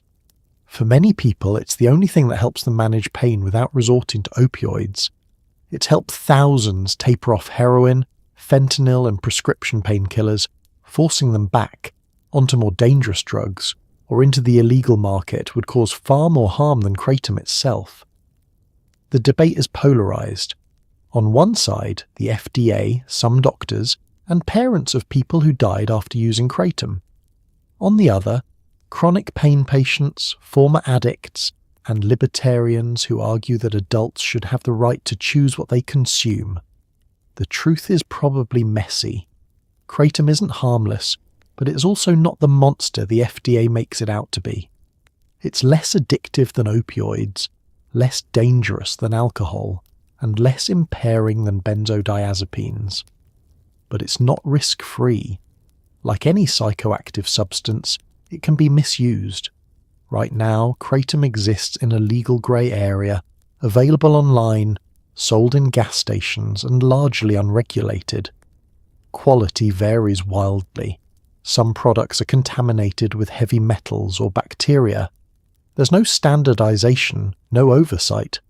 It's a perfect example of what happens when a plant with real medical potential enters a market unprepared to handle it responsibly.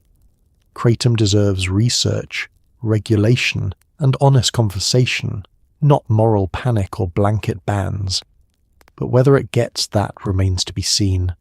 Ephedra, also known as mahuang, has been used in traditional Chinese medicine for thousands of years. It contains ephedrine, a powerful stimulant that opens airways and boosts energy. In the 1990s, American supplement companies turned it into diet pills and energy boosters. People loved it, until people started dying. Heart attacks, strokes, seizures. By 2004, the FDA banned ephedra supplements, but the plant itself, still used in traditional medicine carefully by people who actually know what they're doing. You're at a GNC in 1998, staring at a wall of weight loss supplements. One bottle catches your eye. Metabolife 356. Boost your energy, burn fat fast. The label lists ephedra extract as the main ingredient. The clerk tells you it's flying off the shelves. Celebrities use it. Athletes use it. It's natural, he says, so it's safe. You buy it. For the first week, it's incredible. You have boundless energy, your appetite vanishes, and the scale starts dropping. You feel unstoppable. Then, one afternoon at work, your heart starts racing. Not exercise racing, panic attack racing. Your hands shake. You feel dizzy, nauseous. You sit down and Google ephedra side effects. The results are terrifying. It's like discovering that your miracle weight loss pill is actually just speed with better marketing. Ephedra, Ephedra sinica, is a shrubby plant that grows in arid regions of Asia. In traditional Chinese medicine, it's called mahuang and has been used for over 5,000 years to treat asthma, nasal congestion, and colds. The active compound, ephedrine, is a bronchodilator. It opens airways and also acts as a stimulant, increasing heart rate and metabolism. When used carefully in small doses, under the guidance of a trained herbalist, ephedra is relatively safe, but that's not how it was used in 1990s America. Supplement companies discovered that ephedrine could be extracted from ephedra and concentrated into pills. They marketed these pills as weight loss aids and energy boosters. The pitch was simple: lose weight without exercise, natural herbal supplement. People bought them by the millions, and at first they worked. Ephedrine suppresses appetite and increases metabolism. Users lost weight. They felt energized. The supplements became hugely popular. Metabolife alone made over $1 billion in sales. But ephedrine is a powerful stimulant. It's chemically similar to amphetamine. It raises blood pressure, increases heart rate, and puts strain on the cardiovascular system. For most people at low doses, this is manageable. But many users took more than recommended, combined ephedra with caffeine, which amplifies the effects, or had underlying health conditions they didn't know about. Reports of adverse events began piling up. Heart attacks in young, seemingly healthy people, strokes, seizures, sudden deaths. Baseball player Steve Beckler collapsed during spring training in 2003 and died. Ephedra was found in his system. The story made national headlines. The FDA investigated. They found over 16,000 adverse event reports linked to ephedra supplements. In 2004, they banned the sale of dietary supplements containing ephedrine alkaloids, calling it an unreasonable risk. The supplement, industry fought back, but the ban held. Ephedra-based weight loss pills vanished from store shelves. Some companies reformulated their products with substitutes, usually caffeine and bitter orange, which are less effective and arguably just as risky. Here's the irony. Ephedrine itself is still used medically.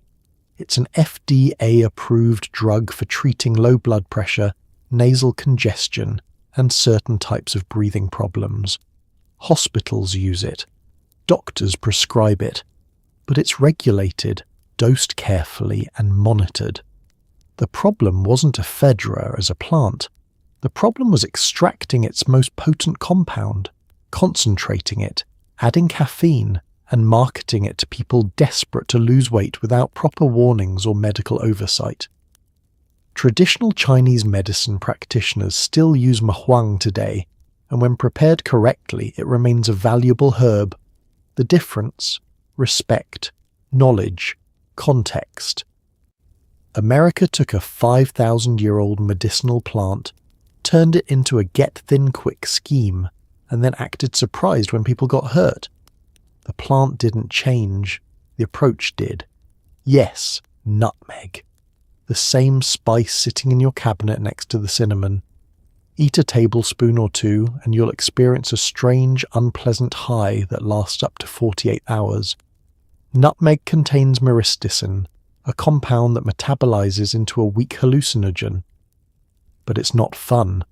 Users report nausea, dizziness, anxiety, and a crushing sense of regret. Yet every few years, bored teenagers rediscover this fact and end up in emergency rooms. Nutmeg. Proof that just because something is legal and in your pantry doesn't mean you should eat a ton of it. You're a high school student, home alone on a Friday night. You've heard rumours that nutmeg can get you high. Your friend swears his cousin tried it and said it was kind of like weed. You're sceptical but curious. You open the spice cabinet, pull out the nutmeg jar and stare at it. It's just a spice. How bad could it be? You pour 2 tablespoons into a glass of milk, more than any recipe has ever called for, and chug it. The taste is overwhelming, bitter, woody, medicinal. You nearly gag but force it down. Now you wait. 2 hours pass. Nothing. You're starting to think this whole thing is a myth. Then, slowly, something shifts. Your body feels heavy. Your vision blurs slightly. Colours seem off. You feel nauseous. Deeply, profoundly nauseous. Your heart races. You're dizzy. This isn't fun. This is awful. And it's going to last for the next 24 to 48 hours. It's like drinking gasoline and discovering that, yes, technically it does something, but that something is called going to the hospital and explaining to your parents why you drank gasoline. Nutmeg comes from the seed of Myristica fragrans, a tree native to Indonesia. For centuries it's been used as a culinary spice, grated into pies, eggnog, bechamel sauce. In small amounts, it's delicious and harmless. In large amounts, it's deliriant. The active compound is myristicin, which is metabolized in the liver into MMDA, a compound structurally similar to MDMA, ecstasy. But don't let that fool you. Nutmeg is nothing like MDMA. While MDMA produces euphoria and empathy, nutmeg produces confusion, nausea, dry mouth, rapid heart rate, and a sense of impending doom. Historical accounts suggest that nutmeg intoxication has been known for centuries. Prisoners sometimes used it when other drugs were unavailable. Sailors in the 1800s reportedly consumed it during long voyages. Malcolm X mentioned using nutmeg while in prison in his autobiography. But these weren't recreational users seeking a good time. They were desperate people with no other options. The effects take 2 to 6 hours to kick in, which is part of the problem.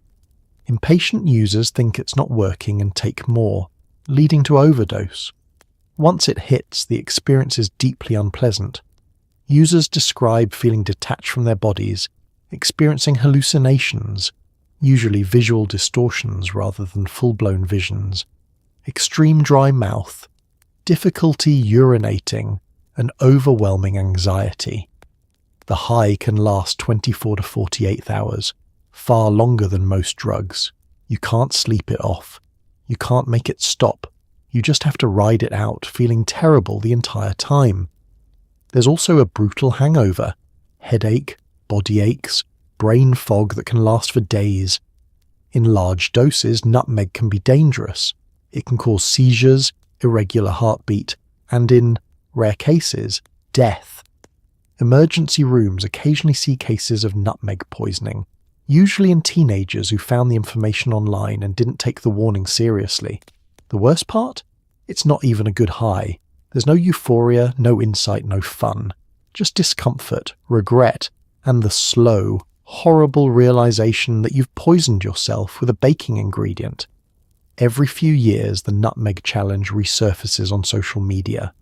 Someone posts about it, a new generation of teenagers hears about it, and poison control centers brace themselves. Despite countless warnings, trip reports describing it as the worst experience of my life, and widespread agreement that it's absolutely not worth it, people keep trying it. Nutmeg is a perfect example of how desperation, curiosity, and misinformation can turn a harmless kitchen staple into a cautionary tale. It's legal, accessible, and technically psychoactive. It's also miserable, dangerous, and completely pointless. If you're ever tempted to try nutmeg to get high, just don't. Stick to pumpkin pie. Your body will thank you. Datura is a flowering plant found across the world. It's beautiful, toxic, and terrifying. Indigenous peoples used it in small, controlled doses for spiritual rituals. But take too much, and you enter a state called delirium, total loss of reality, conversations with people who aren't there, amnesia, violent behavior. Some users report seeing loved ones who died years ago. Others strip naked and wander into traffic. Datura doesn't just make you hallucinate. It erases the line between hallucination and reality. And unlike most psychedelics, you won't remember much of it afterward, if you survive. You're a curious teenager who's read about Datura online. Trip reports describe it as powerful and life-changing. What they don't emphasize enough is that life-changing can mean you'll never be the same because you spent 36 hours in a waking nightmare talking to people who don't exist. You pick Datura flowers from a roadside plant, white, trumpet-shaped, innocent-looking. You brew them into a tea, following instructions from an online forum. The tea tastes bitter and slightly sweet. You drink half a cup and wait. Within an hour, your mouth goes dry, impossibly dry, like you've swallowed sand. Your vision blurs. You see a friend sitting across from you. You have a full conversation. They leave. Later, you realize you're alone. You've been alone the entire time. That conversation never happened. You stand up to use the bathroom and see your dead grandmother standing in the hallway. She's solid, real, there. You hug her. She speaks to you. Then she's gone. Or maybe she was never there. You can't tell anymore.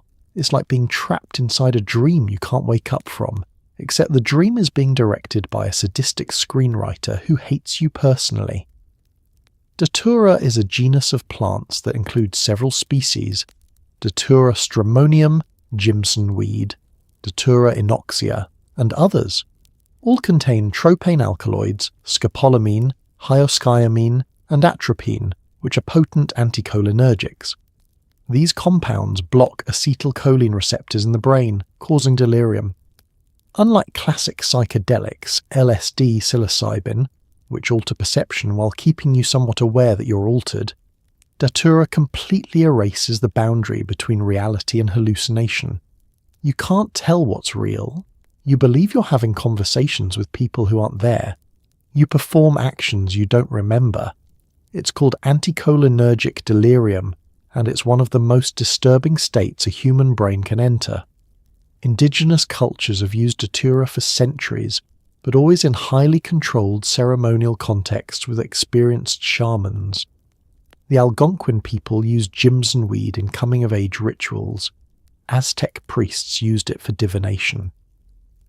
But these uses involve careful preparation, specific dosing, and spiritual frameworks to interpret the experience. Modern recreational use is a disaster.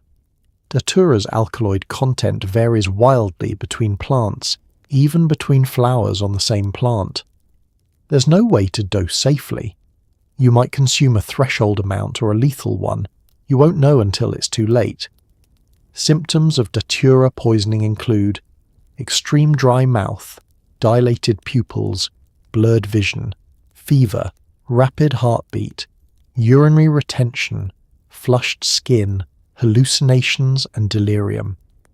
In severe cases, seizures, coma, and death. The delirium can last 24 to 72 hours. Trip reports are harrowing.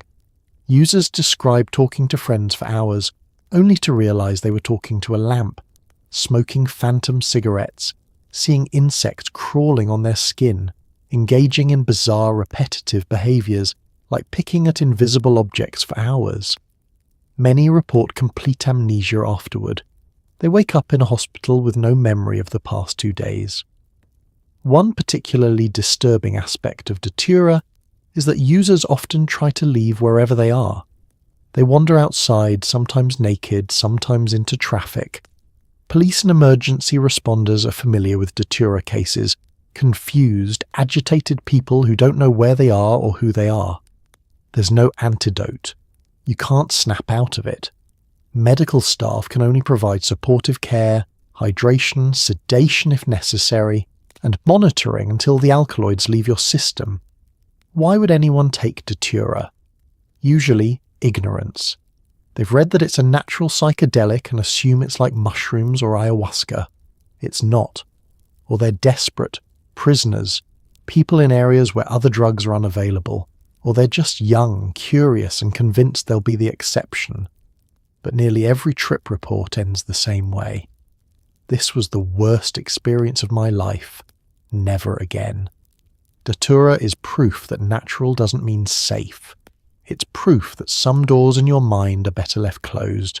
And it's proof that some plants, no matter how beautiful, are best admired from a distance. Iboga is a shrub native to Central Africa. Its root bark contains ibogaine, a powerful psychedelic used traditionally in witty spiritual ceremonies. In the 1960s, heroin addicts discovered something remarkable. Ibogaine could erase withdrawal symptoms and reduce cravings. It became an underground treatment for addiction. But Iboga isn't gentle. The trip lasts 24 to 48 hours and involves intense visions, physical purging, and sometimes cardiac complications. People have died, but others say it saved their lives. Iboga occupies a strange space. Illegal in many countries, life-saving for some, dangerous for all. You're a heroin addict. You've tried rehab, methadone, Suboxone, nothing works. You're out of options. Then you hear about ibogaine, a plant medicine from Africa that supposedly resets your brain and eliminates withdrawal. It sounds too good to be true. But you're desperate. You travel to a clinic in Mexico, one of the few places where ibogaine treatment is legal. You're screened. Heart tests, blood work, medical history. Ibogaine can cause fatal arrhythmias, so they need to make sure your heart can handle it. You pass the tests. A dose of ibogaine is prepared. You swallow it and lie down. Within an hour, you feel the onset, nausea, dizziness, a sense of unravelling. Then you're gone. Not unconscious, but transported. You experience your entire life in fast-forward, childhood, trauma, every moment of shame and pain. You relive your first time using heroin. You see the path that led you here is not pleasant. It's brutal. But it's clarifying. Hours pass, or maybe days. Time has no meaning. You vomit several times. Your body trembles. But through it all, you remain conscious, watching the internal movie of your life play out in excruciating detail. It's like every therapy session you've ever avoided condensed into one horrifying, enlightening night. And the therapist is a plant that doesn't care about your feelings. When you finally come back 30 hours later, you feel different. The withdrawal is gone, not just reduced, gone. No sweating, no aches, no unbearable cravings. It's the first time in years you felt physically normal. Mentally, you're exhausted, emotionally raw but clear-headed. You're not cured, Addiction isn't that simple, but you have a chance, a real one. Iboga, Tabernanthe iboga, is a small shrub from Gabon, Cameroon and the Republic of Congo. For the Biti people, Iboga is central to their spiritual practices. They consume it in initiation ceremonies, where large doses induce profound visionary experiences lasting up to 3 days. It's considered a sacrament, a way to commune with ancestors and gain spiritual insight. The active compound, ibogaine, is a complex alkaloid that affects multiple neurotransmitter systems: serotonin, dopamine, opioid receptors, and more. Its mechanisms aren't fully understood, but it appears to reset neural pathways related to addiction. Users report that after a single ibogaine session, withdrawal symptoms vanish and cravings diminish dramatically. In the 1960s, Howard Lotsof, a heroin addict, tried ibogaine and found that his addiction was interrupted. He spent the rest of his life advocating for ibogaine as an addiction treatment. Research followed, showing promising results. Ibogaine helped people quit heroin, cocaine, methamphetamine and alcohol. But there's a problem. Ibogaine is dangerous. It can cause fatal cardiac arrhythmias, especially in people with pre-existing heart conditions. Several deaths have occurred during ibogaine treatment. Screening is essential, but even with precautions, risks remain. Because of these risks, ibogaine is illegal in the US and many other countries.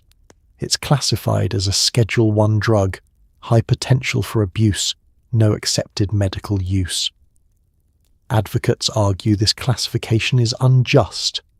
Ibogaine isn't abused recreationally, the experience is too intense and unpleasant, and it has legitimate medical potential.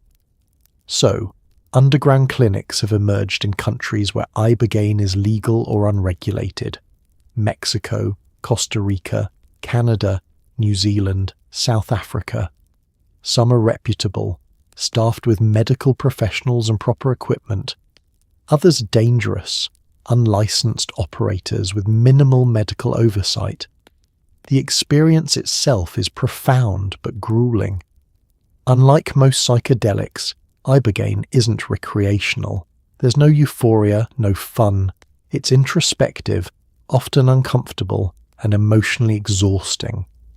Users describe it as a life review, confronting every mistake, every trauma, every moment of shame. But for people trapped in the cycle of addiction, that confrontation can be transformative. It strips away denial, forces accountability, and provides clarity. It doesn't solve every problem, but it opens a door that was previously locked. Research into ibogaine continues, though slowly. Some scientists are developing analogues, compounds with ibogaine's anti-addiction properties, but without the cardiac risks. Others advocate for legalization and regulated medical use. Iboga is proof that powerful medicine often comes with powerful risks.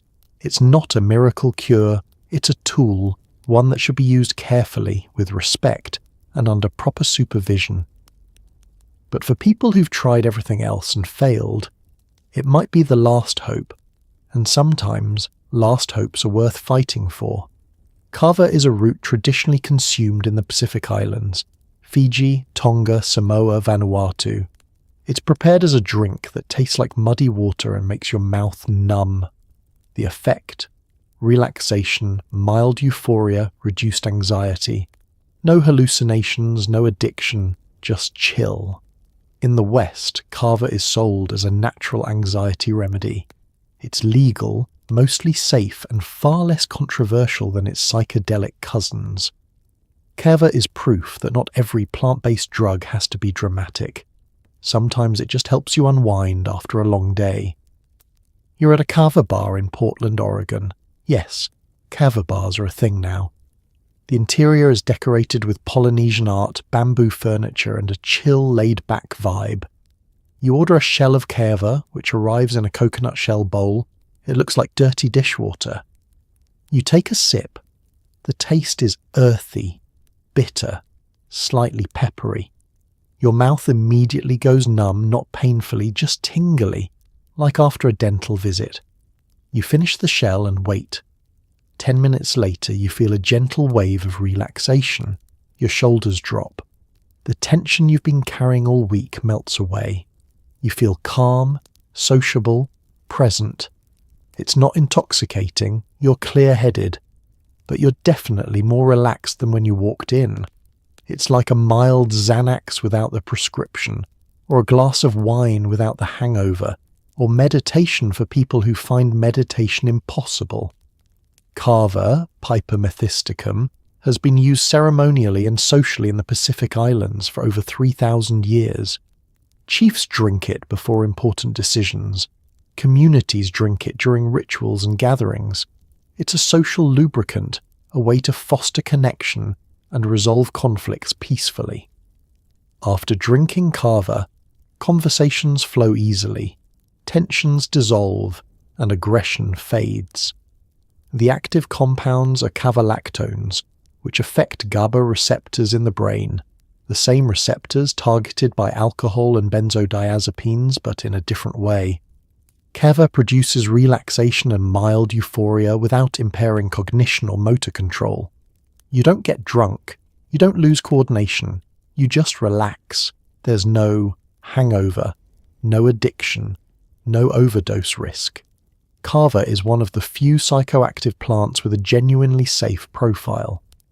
In the 1990s and 2000s, kava became popular in the West as a natural remedy for anxiety and insomnia.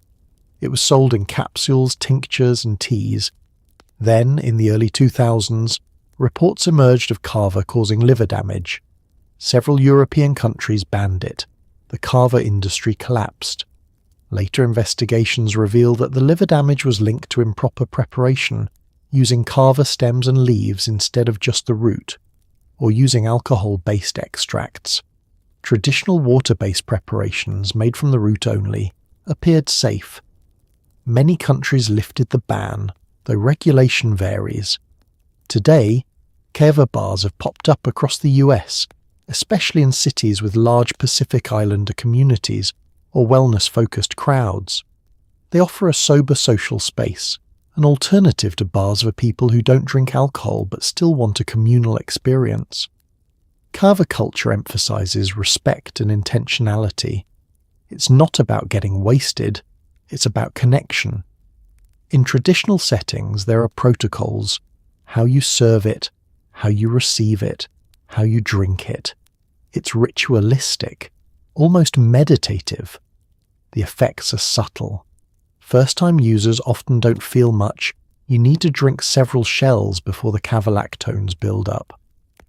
But once they do, the experience is pleasant, relaxed, calm, slightly euphoric, sociable.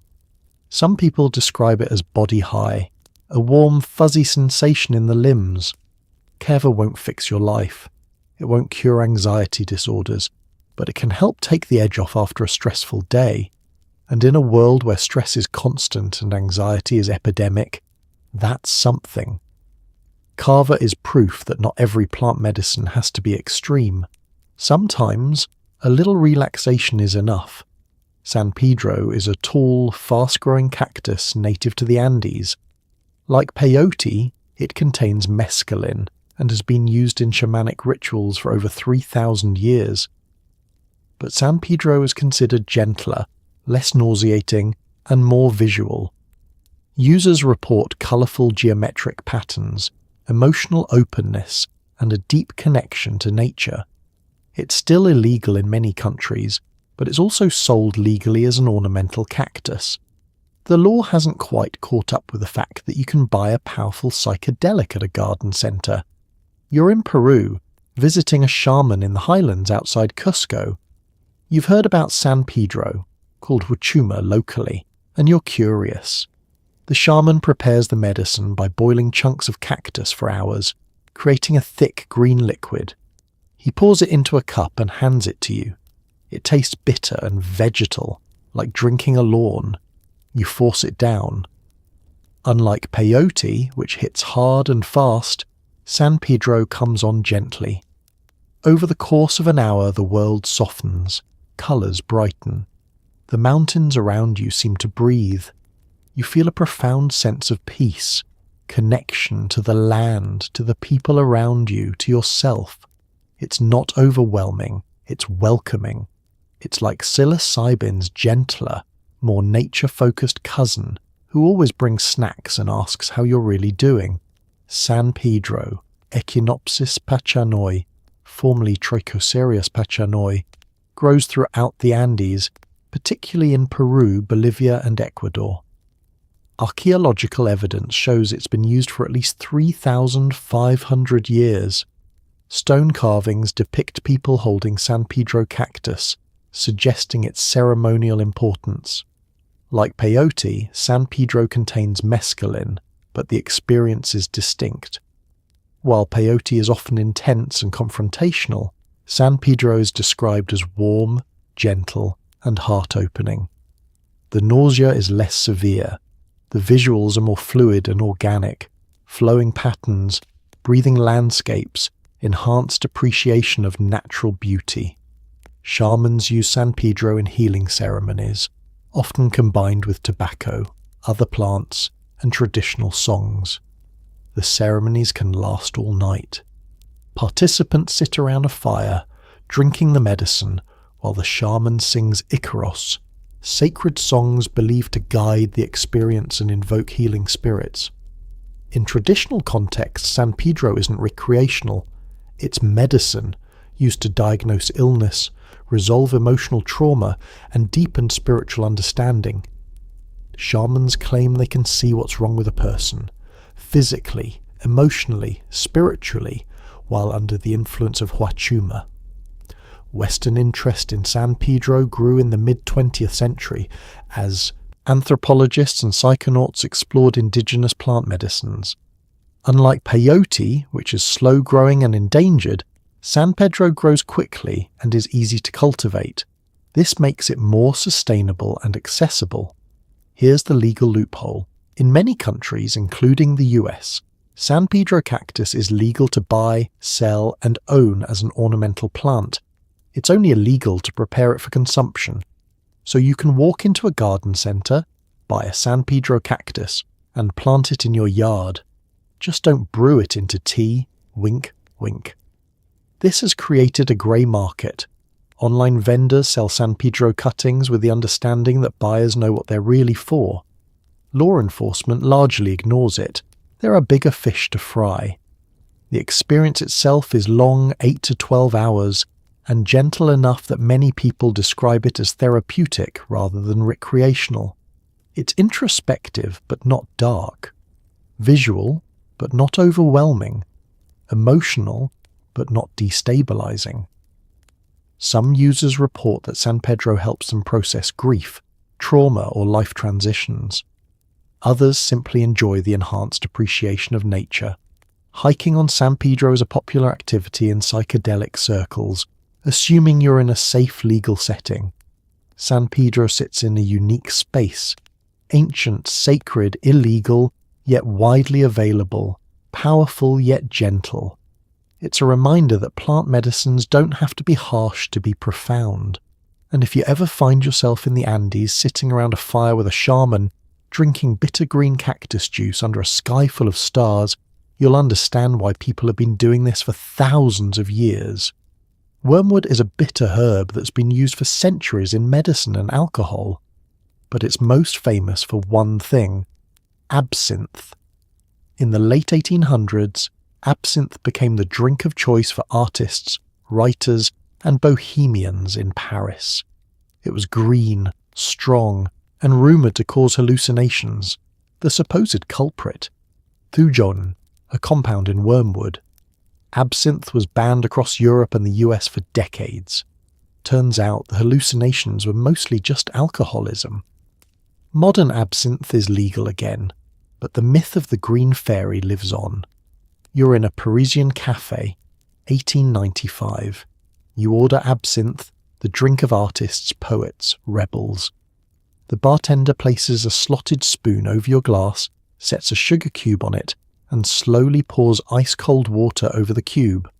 The clear green liquid turns cloudy, milky, a process called the louche. You drink. It's bitter, herbal, intensely alcoholic. After a few glasses, the world softens, colours seem brighter. You feel creative, inspired, untethered from the mundane. Is it the thujon? Or is it the fact that absinthe is 60-75% alcohol and you've just consumed 3 glasses on an empty stomach? Probably the latter. It's like claiming tequila makes your clothes fall off. No, Karen, that's just you drinking too much tequila.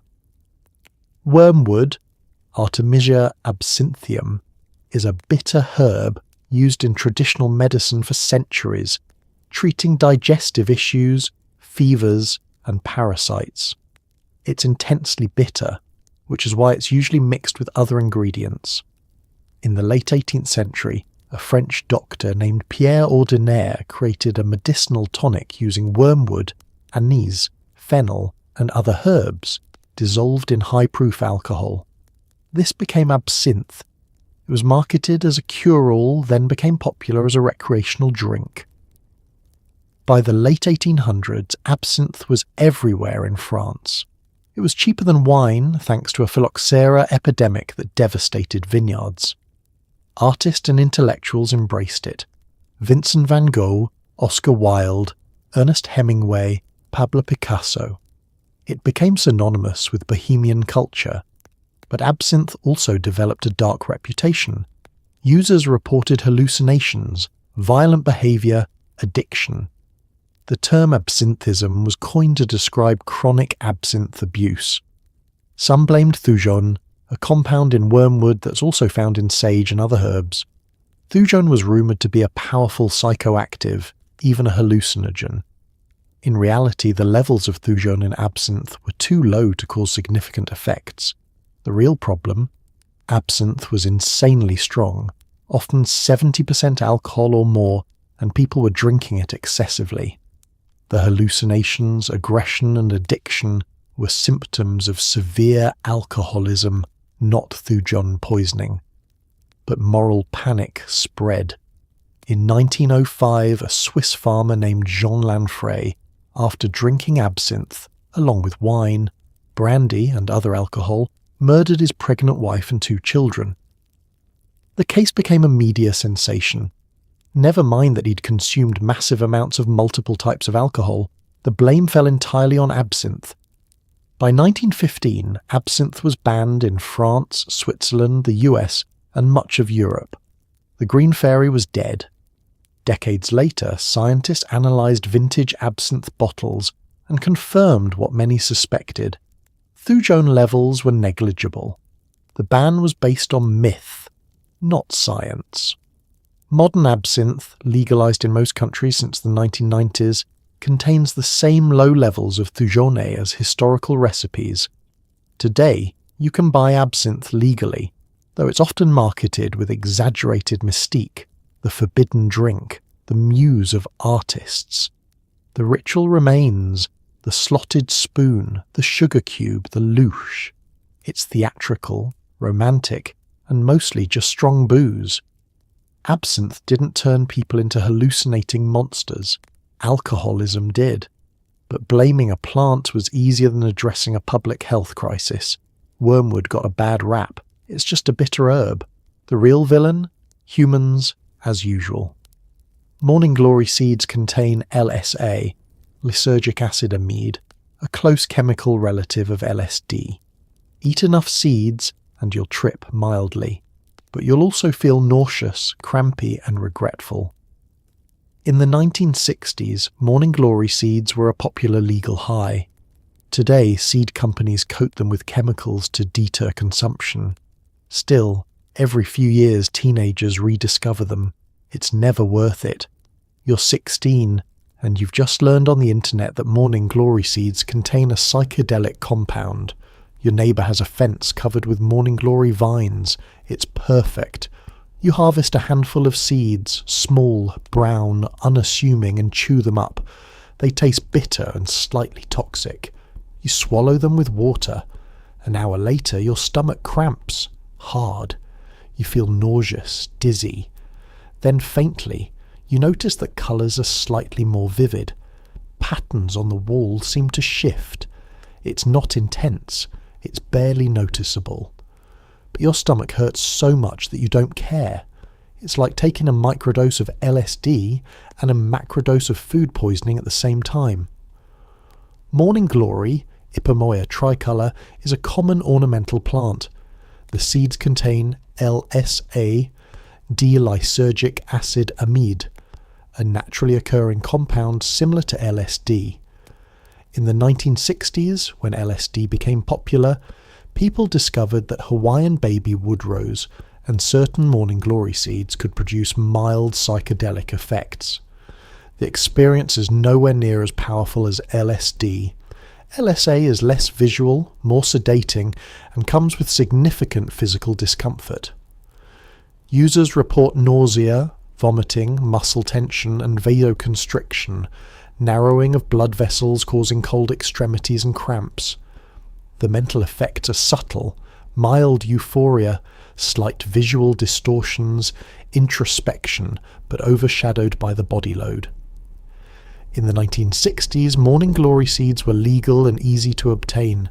Enterprising hippies would buy packets from garden centres, grind the seeds, and consume them. Some soak them in water to make a tea, hoping to reduce nausea. It didn't help much. Seed companies eventually caught on. To deter consumption, they began coating seeds with fungicides and other chemicals. Eating treated seeds now risks poisoning on top of the already unpleasant LSA effects.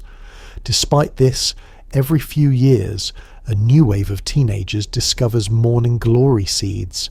They read trip reports online, underestimate the nausea, and end up miserable. Almost universally, they regret it. LSA itself isn't particularly dangerous, but the seeds often cause enough GI distress that users vomit before absorbing a full dose. This self-limiting mechanism probably prevents serious harm. There's a better option: Hawaiian baby woodrose seeds, which contain higher concentrations of LSA, meaning you need fewer seeds, thus less nausea. But even then, the experience is underwhelming compared to proper psychedelics. Morning glory seeds are a reminder that just because something is psychoactive doesn't mean it's worth consuming. Some doors should stay closed, especially when opening them requires eating garden supplies. Blue lotus is a water lily that grew along the Nile in ancient Egypt. It was depicted in tomb paintings, used in religious ceremonies, and possibly consumed for its mild psychoactive effects. Blue lotus contains aporphine and nuciferine, compounds that produce relaxation, mild euphoria, and reportedly vivid dreams. Today, it's sold online as an herbal supplement. It's not illegal, not particularly strong, but it carries the mystique of ancient Egypt. And for some, that's enough. You're soaking blue lotus flowers in wine, following a recipe you found online. The flowers are dried, blue-grey, and smell faintly sweet. After 24 hours, you strain the wine and drink a glass. The taste is floral, slightly bitter. You don't feel much at first. Then, gradually, a subtle relaxation settles over you. It's not intoxicating, just calming. That night, you have vivid, colourful dreams, more vivid than usual. You wake up feeling rested and curious. It's like chamomile tea with a side of ancient Egyptian mysticism and a sprinkle of did something just happen or not. Blue lotus, Nymphea caerulea, appears frequently in ancient Egyptian art. Pharaohs hold it in reliefs. Gods are crowned with it. Tomb paintings show people smelling lotus flowers at banquets.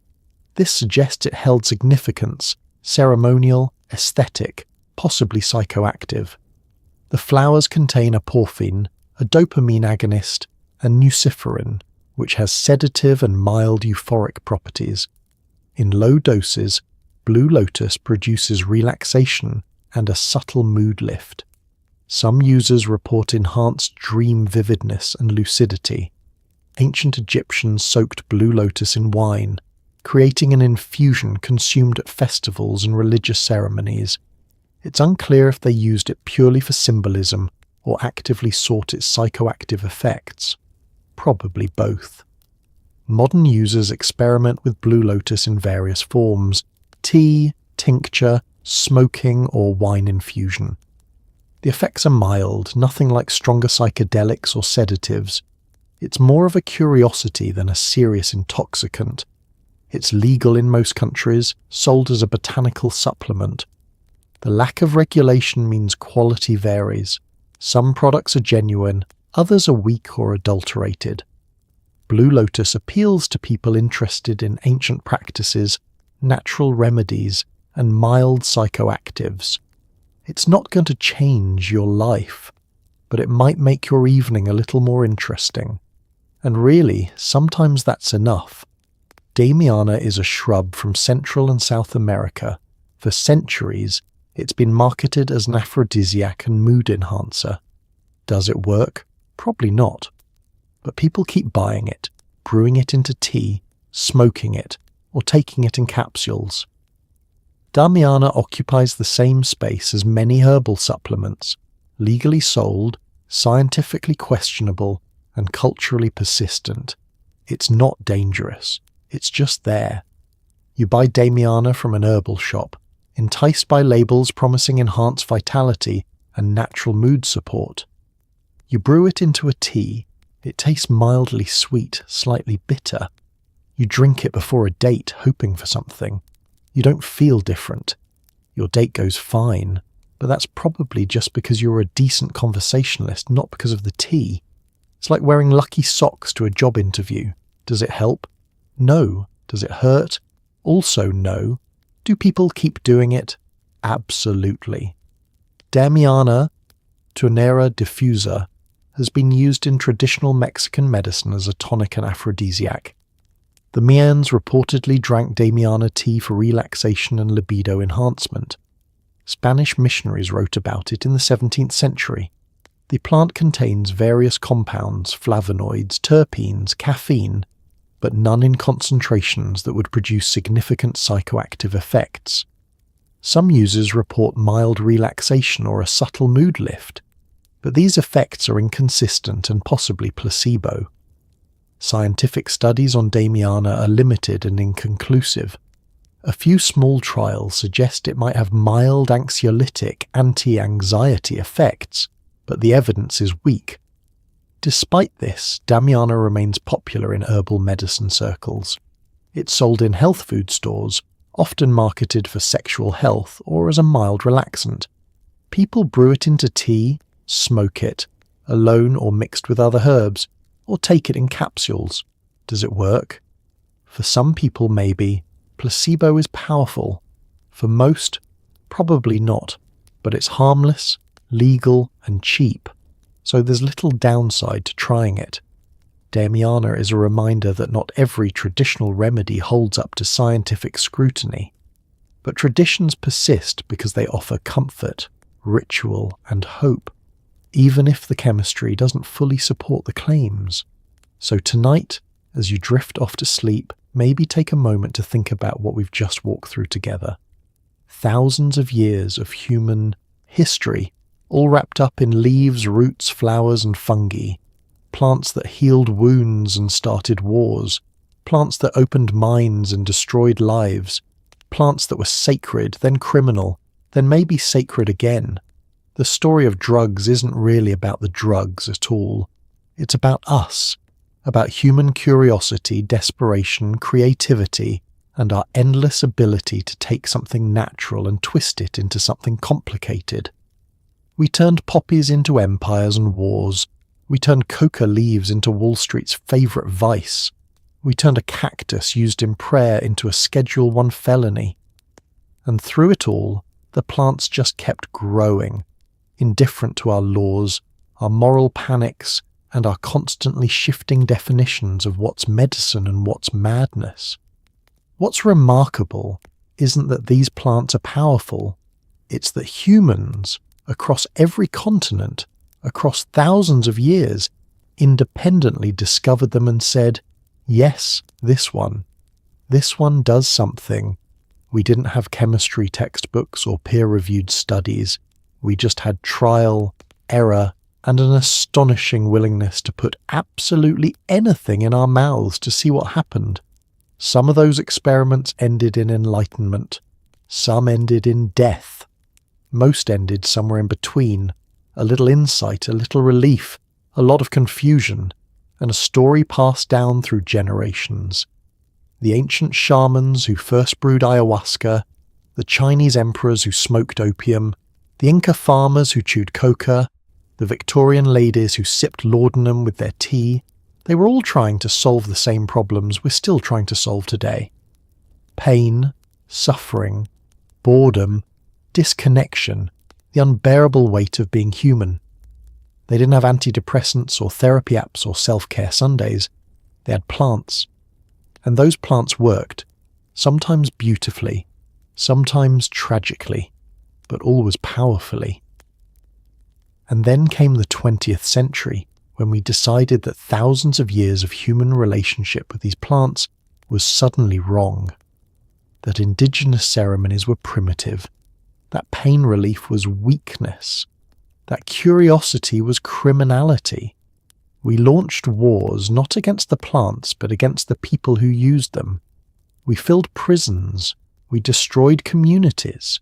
We told ourselves we were protecting society when really we were just protecting power structures that didn't want certain people to be free, comfortable, or inconvenient. But here's what's beautiful. In a strange and stubborn way, the plants survived. The knowledge survived. Through prohibition, persecution, and propaganda, people kept using them, studying them, passing down the wisdom. Underground, in secret, across borders and generations, the relationship continued. Because you can ban a plant, but you can't ban thousands of years of human experience. You can't legislate away curiosity. You can't imprison knowledge. And now, slowly, we're starting to remember.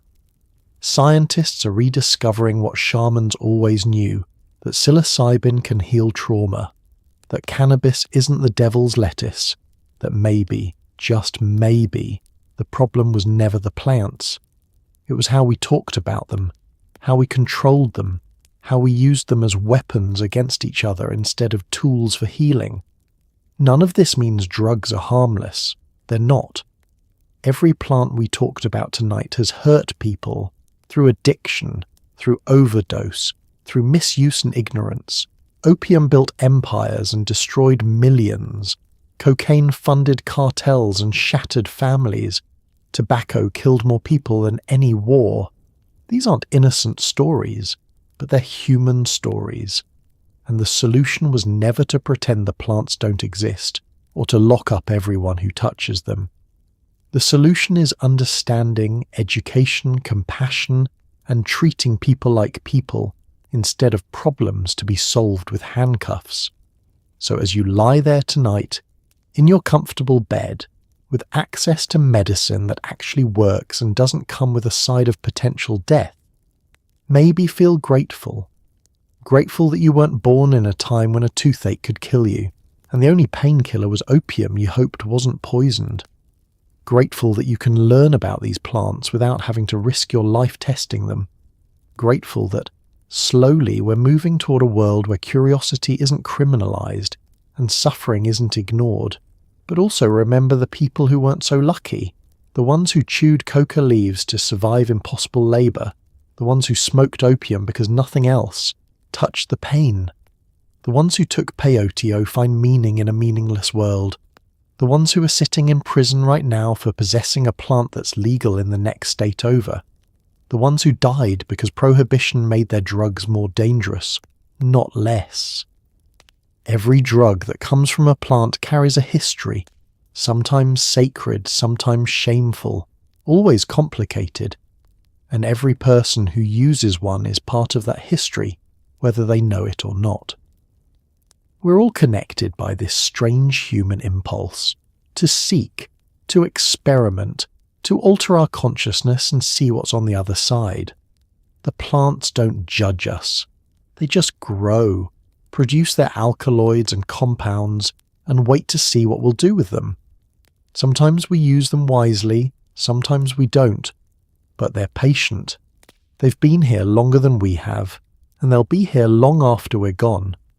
So tonight, as you drift into sleep, know that you're part of an unbroken chain stretching back thousands of years, a chain of humans who looked at the natural world and wondered, what if? What if this leaf could ease my pain?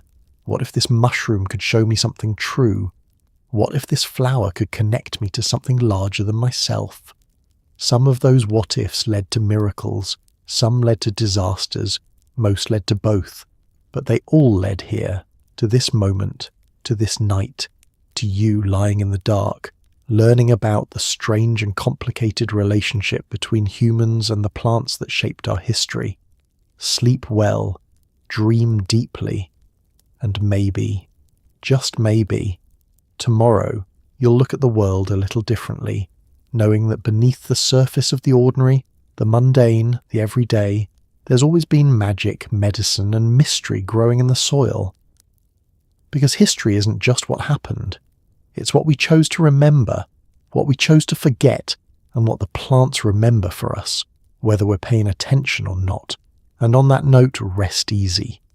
The plants are still growing, the stories are still unfolding, and you, right now, are part of both. Good night.